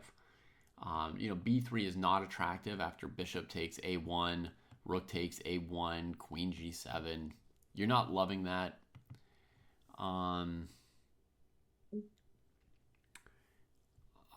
D4 makes sense. D4 makes sense. If you're not going to start this game with moves like g3 and b3 yourself with bishops in the corner, Then you kind of have to occupy the center. My preference in this kind of position, by the way, what I would recommend for knocking others is probably starting with b3. That's what I would play here. I wouldn't play these like b4 or g4, like gaping wound moves to start with. I would just play b3. You need that bishop coming out that way, and the integrity of the pawn structure around your king is important, whether or not you end up staying on the queen side. Yeah, that makes a lot of sense. I do like this e4 d4 stuff because I think that sometimes you can clamp down on one of the fianchettoed bishops and get a big center while black is doing weird stuff like g5, for example. Mm-hmm. I am sort of surprised that Aronian is not just playing d4 right away. Mm-hmm. Yeah. Maybe it's just some people playing around on their boards before the round starts, because it is 4:02 there, and normally the round would start at 4:10. So they'd be 8 minutes early. Yeah, that's weird. None of the other games have started, right? Yeah, just this one. So maybe we should not believe this too much. Okay. Especially because Aronian is down to like under 6 minutes. Yeah. If this is what's happening. Yeah, that seems impossible. We've seen people sometimes misuse a little bit of their time, but never anything like this.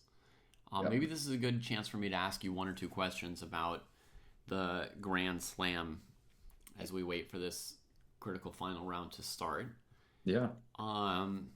First of all, last year, Carlsen beat Fabi in 2 matches, 1.5 to 1/2, twice in classical Fischer Random. Yep. Do you think that and that included in the final, Fabi was second place in the GOAT challenge last year. Mm-hmm.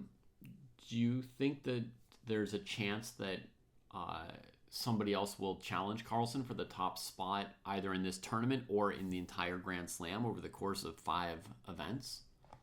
And if so, who? That is a really good question. I was thinking after Carlsen's really mediocre first day of this rapid portion, I was thinking about how it feels like on the Chess Dojo podcast, Jesse Kraai is always trying to suggest that Magnus is over the hill. Yeah. Right? That he's like done and he's declining. And I mean, that's obviously a little bit true. Like he's not as strong as his peak probably, but I definitely felt like going in, he was the favorite. I pulled people on my Substack. So from the grand total of the 14 people who responded to the poll, more than 50%, I think like 8 out of 14 people thought that Carlsen was going to win. So he was like the favorite against the field. Yeah. By a small majority. Which is that huge. Said, I don't really have a good sense of who the best Fischer Random players are. Mm-hmm. I just don't. Like, I feel like probably someone's going to emerge this year where you're like, oh, that person is like really, really good at playing the opening, figuring out the different positions, creating harmonious positions out of what feels like chaos. I mean, in this event so far, it's felt like Sindarov in the Rapid. Mm-hmm. But it's hard to say what that'll look like if we're in Classical. Yeah, I think it's really going to be like 2 different events in terms of who's better or worse. It was last year. Last year Magnus also finished in 5th place in the initial Rapid, and in the Classical portion, I mean, it was like really, really clear. I know 1.5 to 1/2. It sounds like, oh, he only won by 1 game, but like, I feel it was really, really clear in each match that he was just above Fabi and everybody else. I was really impressed. I don't remember the specifics of the game terribly well, but that game he won against Fabi in the finals, I remember being quite impressive. So I would say it makes sense to me that Magnus is the best at this because it feels like throughout his chess career, he's been the least reliant on opening theory and just wants to get to a position. And then it feels like one of his strengths compared to the rest of the chess world has always been his sense of kind of where pieces should go. Like he almost has this 6th sense of like how to create harmony in positions and like when you can like press and when you should like take a step back and like maneuver. And so it feels like this sort of format should favor Carlsen more than regular chess, even. Mm-hmm. But that's not really what we've seen so far, especially with the black pieces. He hasn't really seemed like himself. So, Wow, really weird move from Magnus here on move 2 already. My yep. Iranian board was totally messed up, so I'm just glancing at another board meanwhile. I think something's wrong with the Iranian games broadcast. But knight h6 from Magnus on move 2 here. Very unusual move. I It guess the almost, idea... Oh, I can see it. what's the idea? He's defending the bishop on h8 with his queen, and he wants to play g6 and trade that bishop, but if he'd played knight f6, it would obstruct the diagonal. All right. That's fair. David, I'm sitting next to my 5-year-old, and she wants you to know that she has a loose tooth and it's wiggly. Oh, wow. Can she wiggle it right now? She can. That's incredible. She woke up nice and early to watch some chess with us. Yeah, and to wiggle. Yep. And to wiggle. Very important to wiggle. Wiggle. The Fedoseev Hikaru game is real weird. Mm-hmm. Yeah, it started with g4, f5, a kind of like Grob center counter, bringing out the queen immediately. And, yeah, White's looking to set up a big center suddenly with f4, e4, etc., etc. Yeah. I don't like Fedoseev's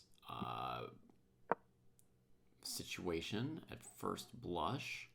I mean, he's got to mix it up, though. Like, he has to do something like this. G5 is definitely mixing. Yep. Queen on f1's undefended. That's part of the point of bringing out his queen early, is he gets control of this sort of attack along the file. Knight d3 was the only move I saw to really defend this pawn adequately. So, yeah, here it comes. Yeah. I definitely blundered that queen on f1 in my first glance at that position. I was like, oh, we just take on g5. Yeah, just take on g5. Keep wandering around with your queen. You know, we'll go knight f3 and so forth. Yep.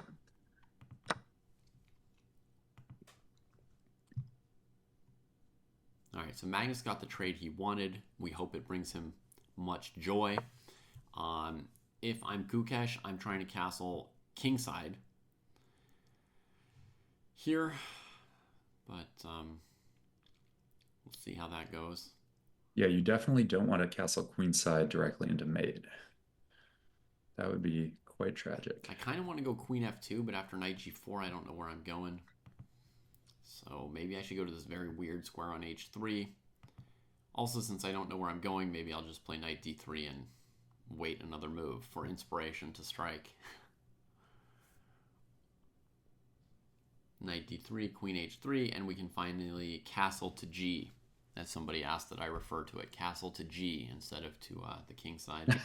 The king side no longer exists. Yeah, I mean the king side being the side of the board that has the queen, and the queen side being the side of the board that has the king. It is funny sometimes. I get irritated with there's the broadcast where they have like the higher, more difficult like commentary team like going with the more complex commentary, and they have the sort of simpler for like more chess beginner stuff, and they start talking about left and right and stuff. Mm-hmm. Get irritated by those descriptions, but here it's really quite apropos, right? Yeah. You got to go left or right. So here, folks, Fedoseev, if queen a2, would get the queen trapped by rook a1. There's just no way out here of this little house that White has. So she decides to just keep wandering. I think Fedoseev's played, half the moves of this game with the queen. It's pretty unusual in chess. This looks potentially really ugly. Oh yeah, because he doesn't have knight e4 or knight d5 because of this bishop lasering back here. And basically when to play e5 in chess, well, when the opponent's knight has to go to like g8 or e8, not when it can go to d5 or e4. It's kind of like a first simple sense of when it is or is not good to thrust ahead and kick the knight. Can it go to g4, Andy? Does bishop f3 sentence it to problems?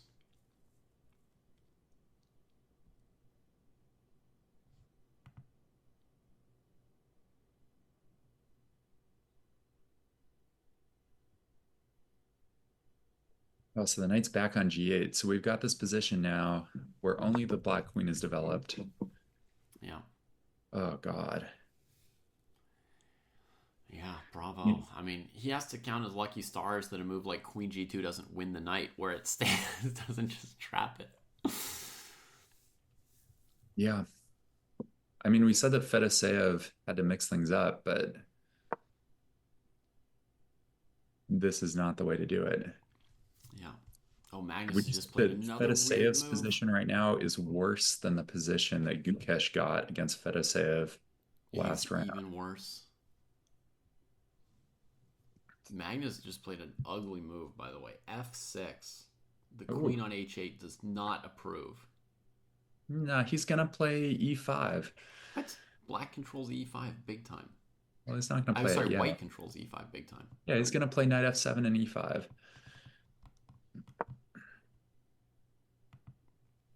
Oh, now he can just play e5. The knight weirdly retreats to f2. That was a surprise. That was a big surprise. Yeah, it makes sense too, though. It sort of feels like both players are trying for this big center. And so they have to get their knights out of the way and kind of set it up. Well, also after f6, the knight on d3 wasn't very good anymore, so it drops back here. Yep. I mean, queen e2 first would have been simpler. Much simpler. Right. Knight f7 drops back as well. And there comes the space grab that Andy was talking about. So now, if black ever played f5, after e5 it'd be really good for white. Black's going to more want to play the move e5 themselves, stop the pawn on e4, stop the bishop on h1. How possible is it for Carlsen to just play d5 here? Because for the moment he's got the e5 square covered, it looks like. I don't think white can just play e5. Yeah, I suppose d5's possible, but I don't like it, Andy, because to me it weakens the e file. I don't like f5 either.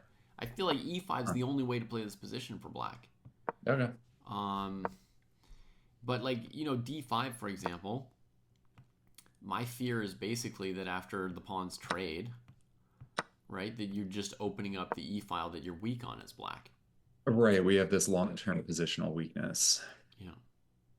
Also, there's actually just a slight detail that could be annoying is actually queen h3 check after the trade. Oh, right. And if you have to play rook d7, you can no longer castle to the other side of the board. White can castle to the other side of the board. Look at that. King go to g1 like that. Woo! Yep. So maybe if the trade happens, you need to take back with the bishop on d5 instead. Maybe so, yeah. Anyway, it's all a moot point because he played this f5 move, which also looks pretty bad, mainly because of e5. e5 looks really natural. So what is the idea he's just going to play d6 next? Even taking on f5 doesn't look terrible, but e5 is you're trying to punish, and then it seems like the only move for black is to challenge you with d6. And yeah, there's some complications, but I just don't believe in black's position myself. Yeah, it doesn't make sense. Like, I think like the critical line would be d4 then, with the idea of pawn takes, rook takes, pawn takes e5, rook d8. I guess the queen could take then. That's not so bad. Although then you're not covering e5 with the queen anymore.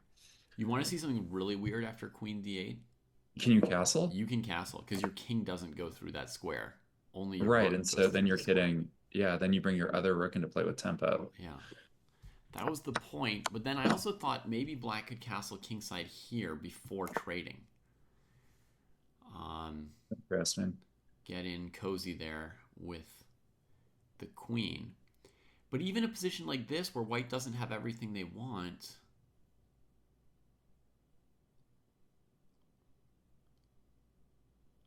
you know, maybe like they castle queenside, they play queen c4. Maybe it's not so comfortable for black. You really have to be sure to get that queen out of h8. Well, It's weird. Gukesh blinked. Gukesh played Queen E2, and Okay. Carlsen immediately played E5. Oh, and he thought a long time on Queen E2. Yep. Magnus strikes, so to speak, which has some chances of equalizing, basically.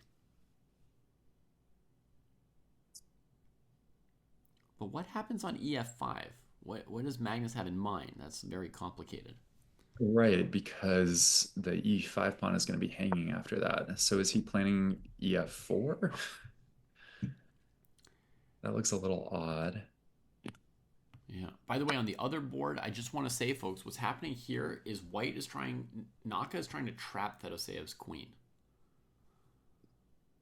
Right? That's like the plan, is to just swarm it with pieces. He wants to play Queen F3 and Rook H1. That's why he got the bishop out of the corner. And Well, and David, he also might be playing like Queen C4, Knight D5 potentially at some point. okay, yeah, you could try to just checkmate suddenly. Right? He can like play both plans at once almost. Yeah, it's really, really desperate for Fedoseev here. And he's half a point behind. So if he loses this game, I mean, the question is decided. There's nothing else to... Yeah, he has to win this game. Yeah, he's got to win it. Not just, like, survive or draw or something. He's got to win this game. Fedoseev. Let me see if the Aronian game got fixed real quick. Although that Magnus game is very interesting. Yeah, we can see the Aronian versus Noterbeck position for a second here. And what does it look like? It looks pleasant for Levon. So I would say Noterbeck's still in danger. He's on the back foot with like this is like the best pressure. position Aronian's had all tournament. Yeah, it's been a while. This is the first time I can remember him actually like pressing and having some chances. The question, I mean, this comes back to Aronian's lack of form so far, is like, if you're in good form, this is the sort of position you win. If you're in bad form, this is the sort of position where you fumble around for a little bit. Yeah. Well, it's not as inspiring, honestly, as the Magnus game. So I'm going to go back to For sure. Magnus as our second board, where we had Fe5, Knight E5, Knight E5, Queen E5, and then the castling from Gukesh. And I think Magnus is fine here. He can castle as well. The E-pawn on E4 is just getting attacked. Queen on E2 is undefended. So I think Magnus is now fine. I'm going to upgrade this to equal. This is the best sort of outcome for Magnus. I honestly think Magnus might be a little bit better. Oh, yeah? Well, okay. Yeah, so D5, right? Trying to take advantage of the queen. Oh, yeah. And then if you hit the queen with Knight D3, Knight Queen D4 check happens. So that doesn't actually work. That's a good point. Because otherwise I would, gladly play. Right, that's what I was looking at as I was trying to decide who was better. Okay, so he plays D4, which is very creative. So if C takes D4, now Knight D3. I love that move. Brilliant. Yeah. Then Knight super D3. Cool move. And if Queen D4, then the pawn on E4 is cleared to make some kind of trade, let's say on F5? Yeah, to do what exactly though? I mean, just to keep playing the game with the black king not super cozy, I right? guess you're taking on F5. Yeah. Black probably takes back. Yep. Right, the black king is going to be quite vulnerable for the rest of the game. Right? I don't know if I go Rook D1 just to free up the knight and the rook a little bit, and Queen F6, and yeah, that D4 move seems quite impressive, and it feels like the sort of move that Magnus has been missing in this tournament. It's a lot like the move that Fabi beat him with. Yeah, it's like a different sort of tactic, but it's the same sort of thing where it's like this pawn move where he just didn't expect it. And the fact that he's thinking here suggests that this was not necessarily on his radar. Rook G1 looked already playable for Naka here. Instead, he goes Bishop D4 first. It does threaten Bishop takes A7, trapping a rook. So I think B6 will be forced. This is just a bloodbath. Like, it's just B6, queen unbelievable. A6, bishop B7 is okay.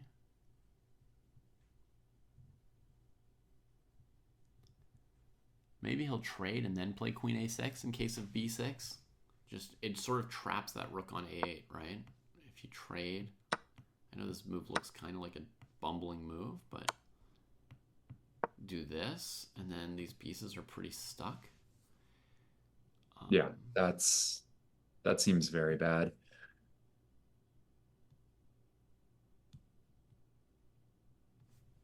I don't know if that's his Oh plan. God, Fedosave just played knight h6. That's not possible. What? That wasn't legal. He allows bishop a7? Okay, so after bishop a7, is he trying to castle? To the king side?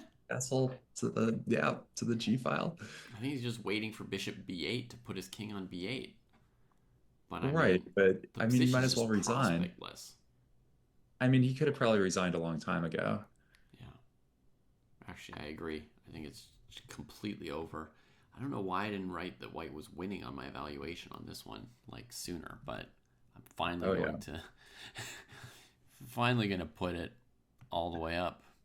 I think this might be the most one-sided game I've seen in this tournament so far. Yeah.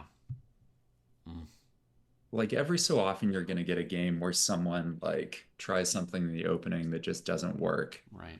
They just get blown up, and this feels like that's what we got.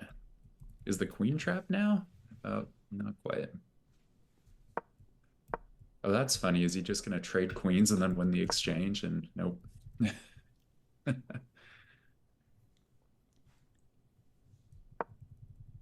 Well, the queen has escaped now.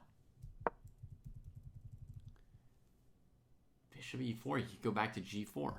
And he doesn't. Fedoseev avoids the repetition. And now it's too late for bishop a7, Andy. Too late. Oh, that's quite the tactic. Oops. Yeah. Wow. What did Naka just do? Did he try to offer Fedoseev a pity draw and Fedoseev wouldn't take it? Wow. Yep. Like he tried to repeat there? That's wild. Now, and now we got b4. All right. So now we've got a game again, sort of. Yeah. I'm gonna downgrade it. I don't know what he was just doing. As soon as I put the correct evaluation on, he tanked it. Well, so Fedoseev is insistent that he is going to give up this exchange.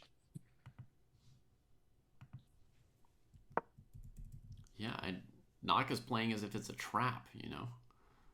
Like, oh no, better not take that exchange with a pawn on a platter.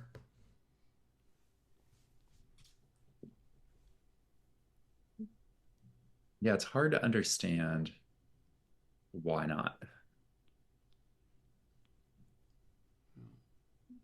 Also, Naka's down on the clock. Yeah, some weird stuff could still happen in this game. Okay, he finally takes it.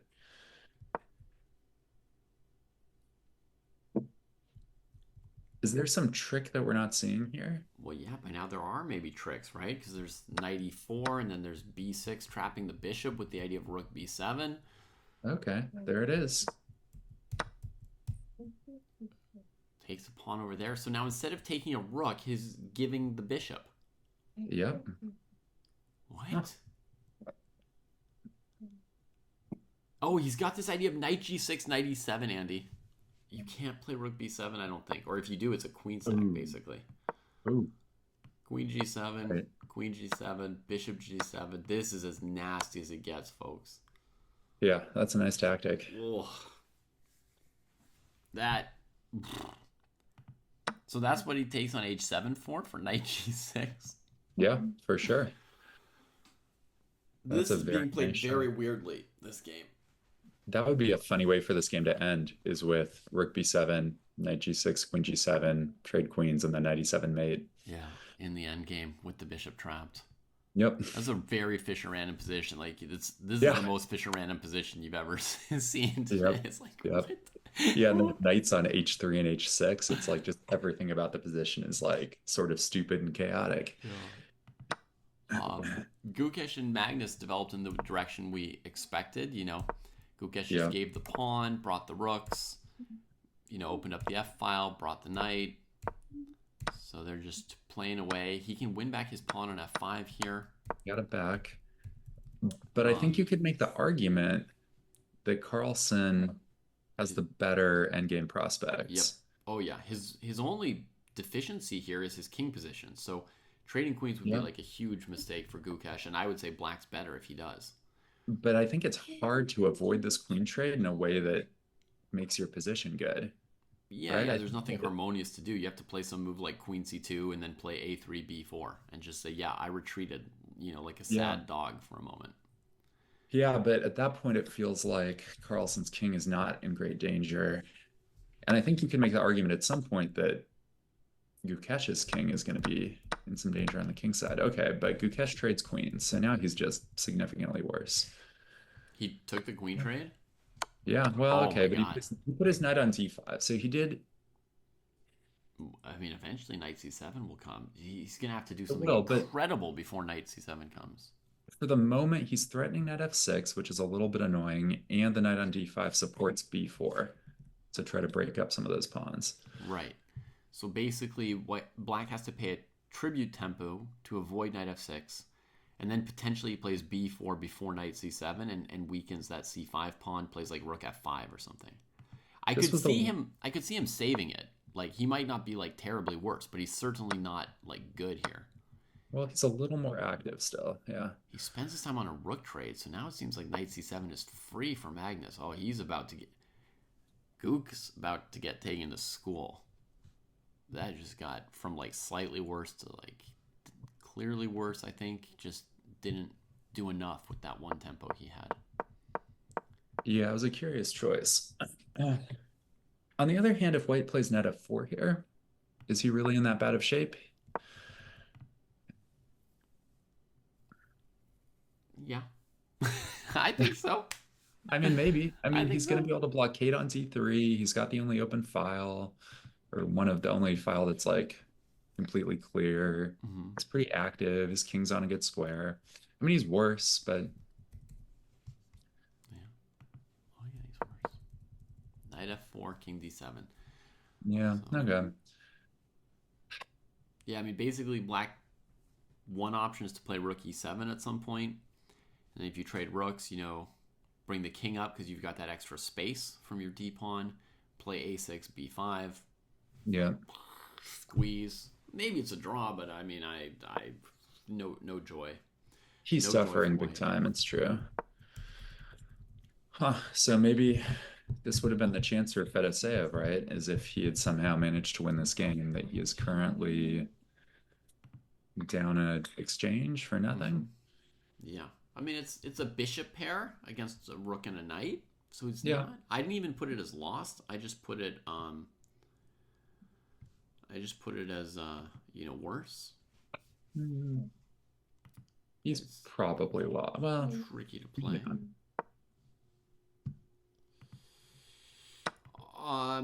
Hey, Full Moon Father. Bizarrely, in this phase, what's really important is who gets eliminated. So it's actually the battle between 8th and 9th place that is most important this round.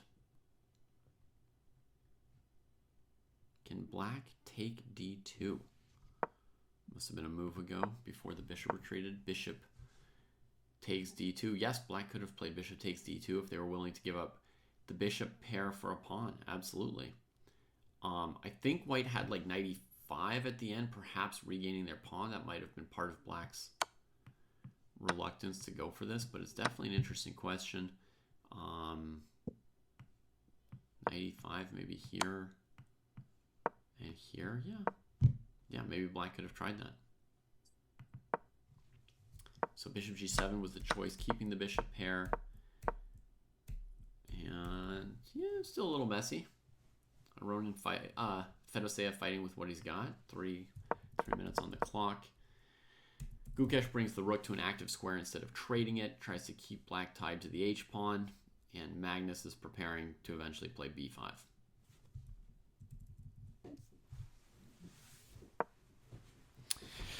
Yeah. Let me give you the format since you're just dropping in during the final round. Basically, there's 2 phases to this tournament. The first phase is a round robin at rapid speed where everybody plays everybody, 9 games in 2 days, and we're already in round 9.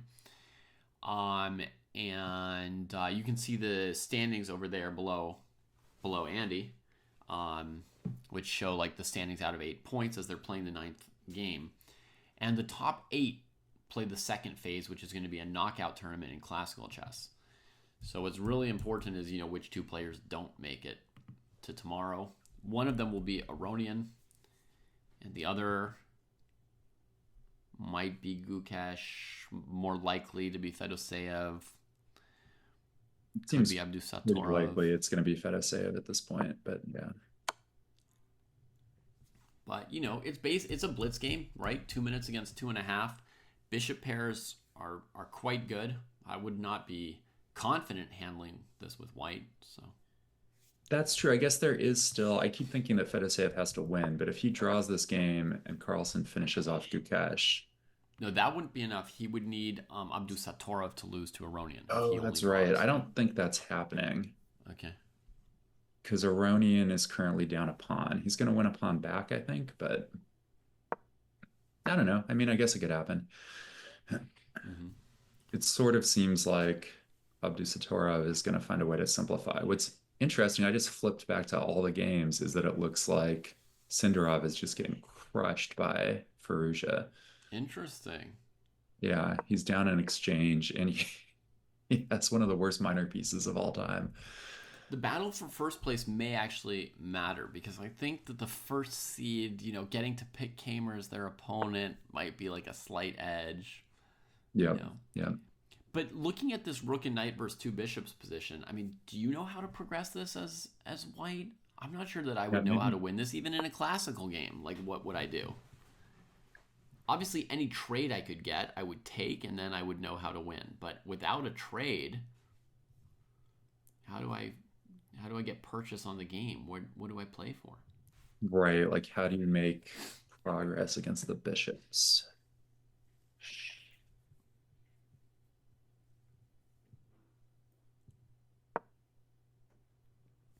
Okay, rook h6, going after one of them. I appreciate that. I was also thinking maybe rook h8 to f8 as an idea.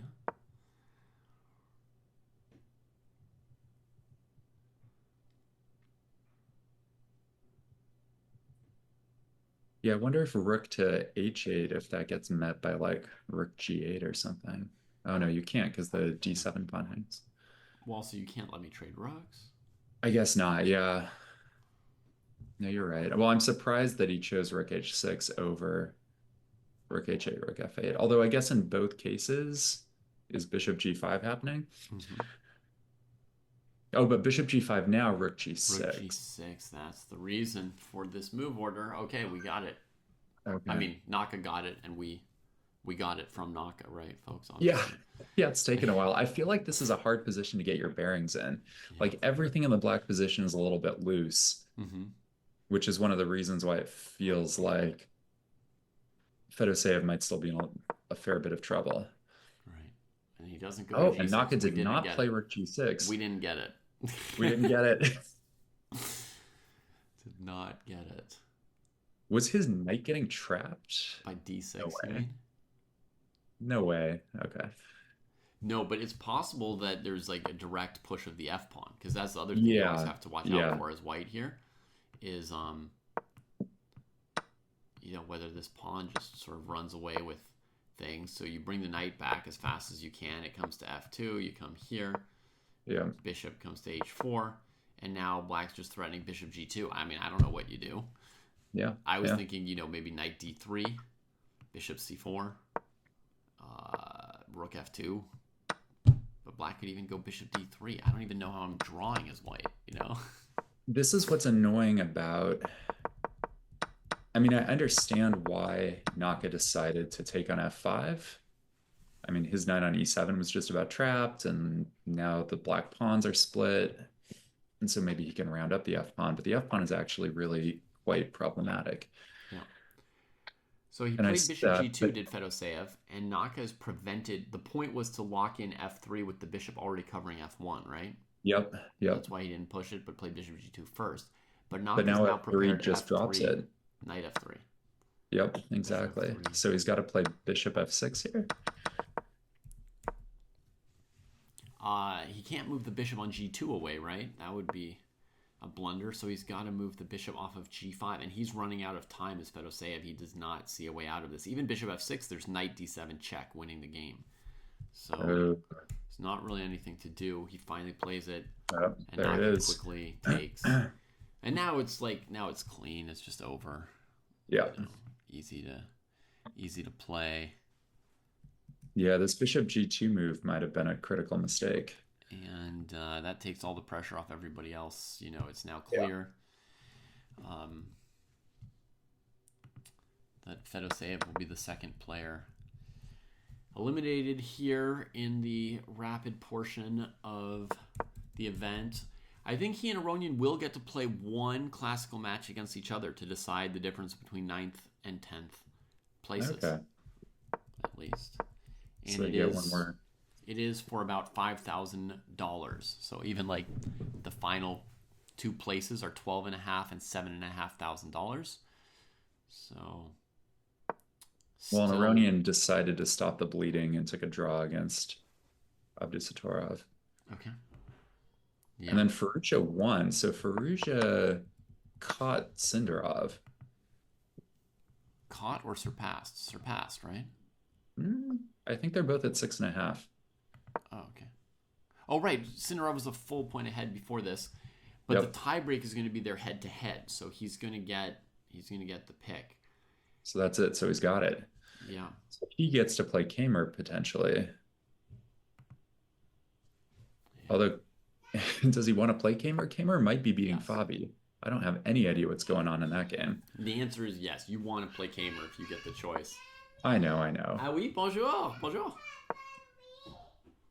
But is Kamer beating Fabi though? Have you looked at this game? Which one? Or is Fabi winning? The game between Kamer and Fabi is insane. Okay. Someone is going to win. I could try and put that one on here for us. Kamer and Fabi. Gukesh is continuing to get tortured, by the way. He's of course, struggling along, but it's painful. All right, so Kamer is up in exchange. Fabi's got two connected pawns that are basically, the question is there a queening tactic, right? Knight e6 to c7 or knight somewhere. But g2 is coming at the same time. It's real sharp. Okay, so now he's going for like rook c2, knight g5, check, and bishop b4. But Kamer hits him with g4, saying, please take my rook. Ooh. So he's just got to go on the offense with this knight, right? I mean, there's no taking on h2. Yeah. King goes back. So does he have... He's got to play like knight e6? But then knight e6, rook e2 check. There might be two rook e2, rook takes knight. The knight on h6 covers f7. You just queen your g-pawn. So he plays king d3 first. But doesn't bishop d4 in that position cover g1? Yes, it does.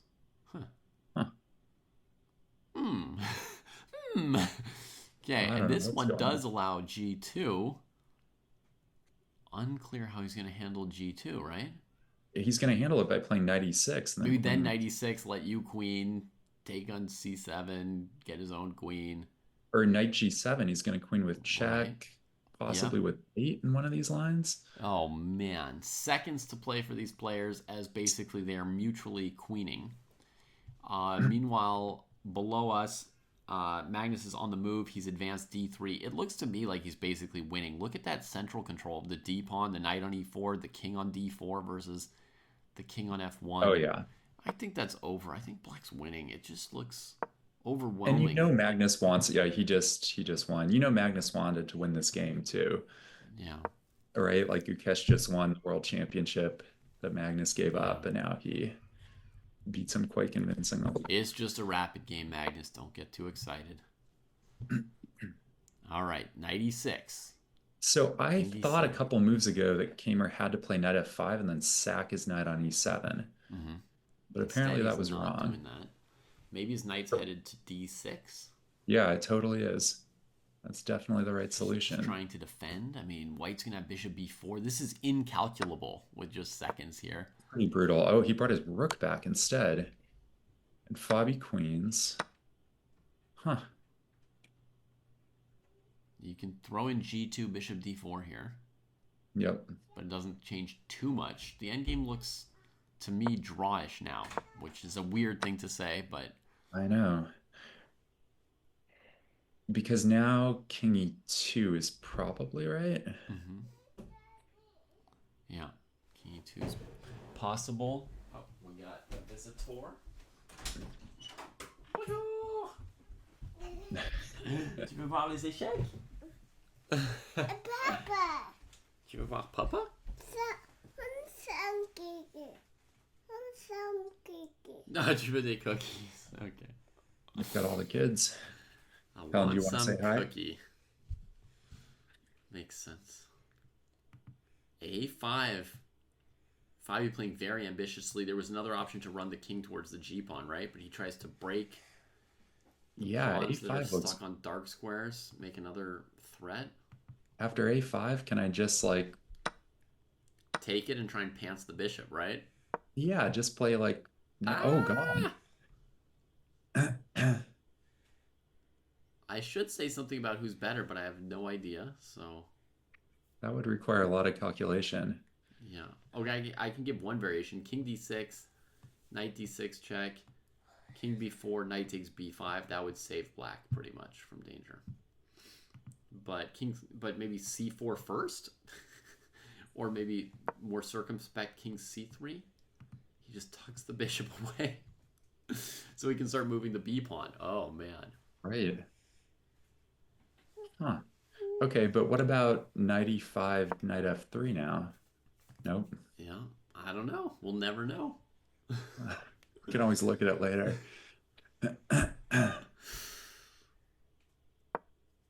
Silly kids. Peace.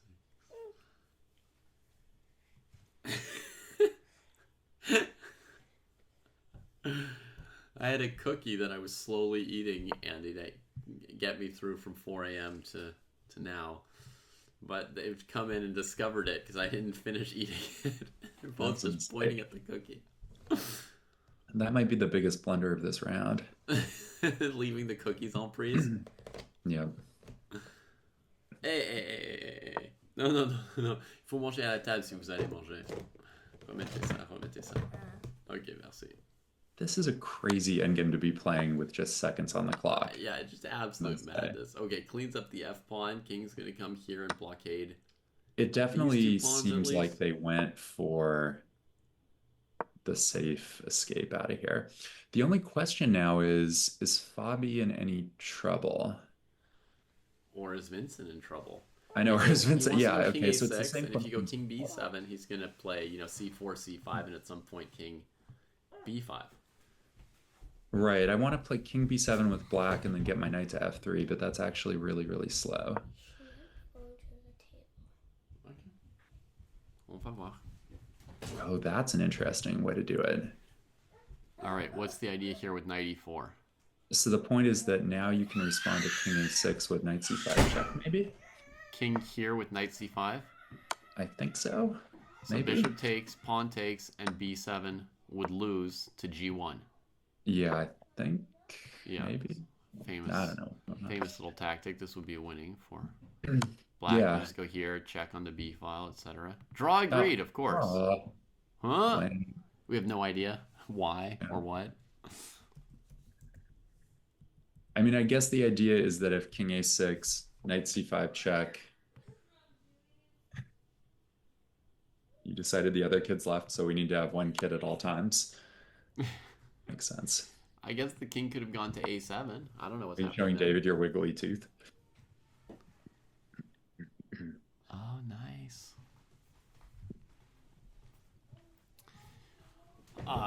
Yeah, I mean, what would black do? I mean, are they just going to sit with the knight on b7, maybe?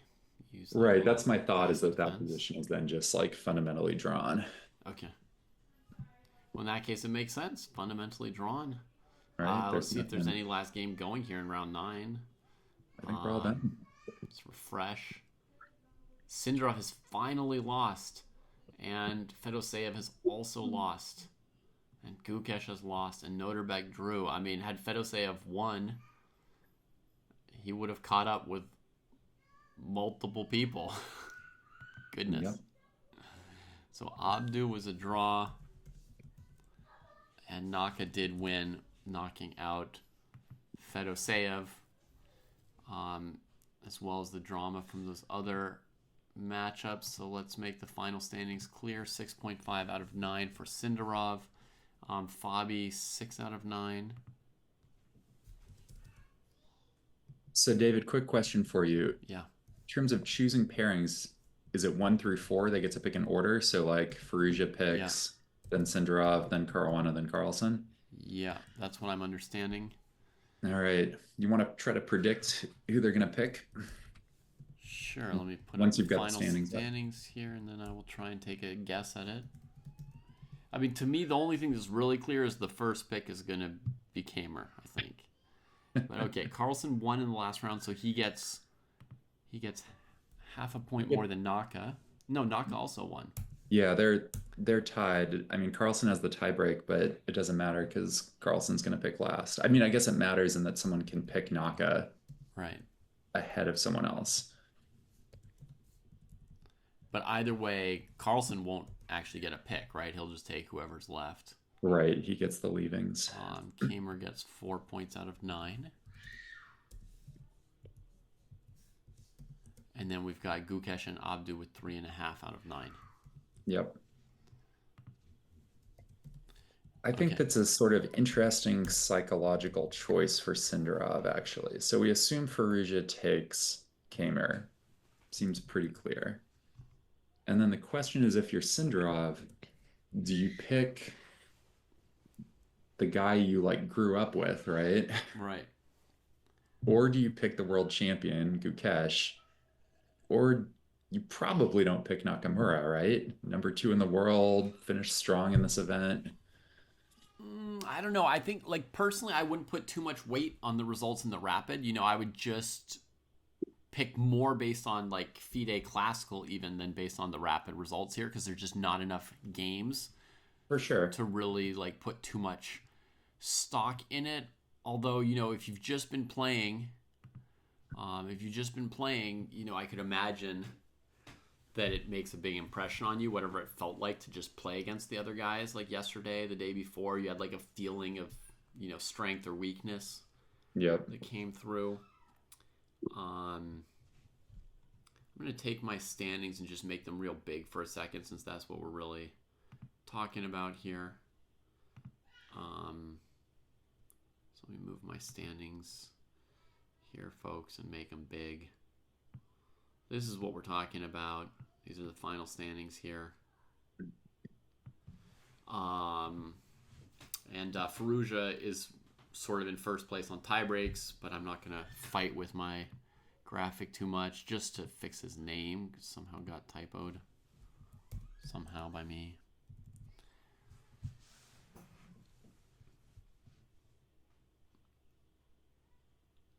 All right. So Leviathan thinks they've already picked. How did they pick in like 3 minutes? And how do you know that already? Wow. If that's right, Firouzja with the first pick took the world champion. Dang. Wait, he took Gukesh? That's what they're saying.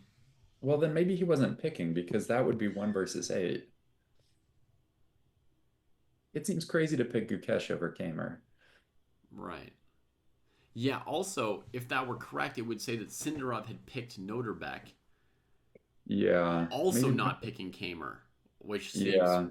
It's hard to imagine Kamer going third in a draft here. No offense, Vince.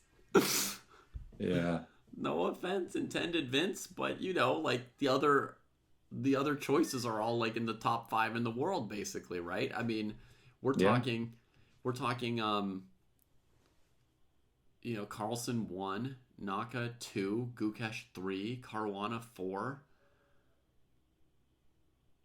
Yeah. You know, Abdusattorov 5 or 6, basically There's tied with Eric there's no Dicey good right now. choices. Yeah. There's just no good choices to pick from. Okay, so maybe they just The maybe only it's choice is Kamer. What's that? The only choice is Kamer, right? That's the only one who's not like top 6 in the world. Yeah, yeah.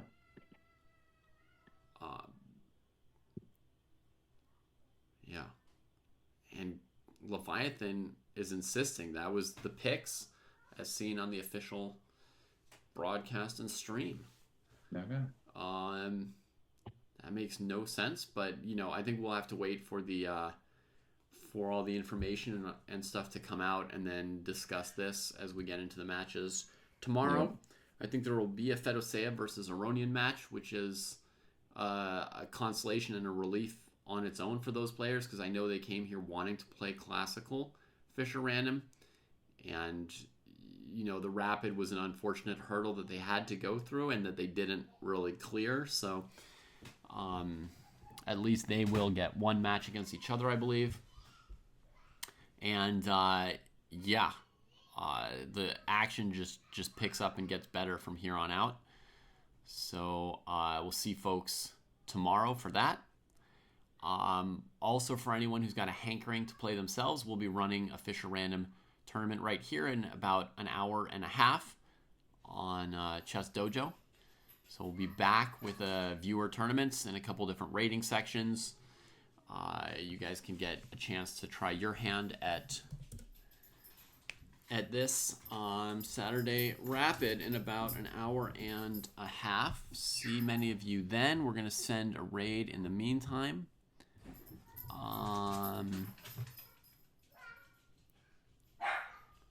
So yeah, let's send the raid over to Chess,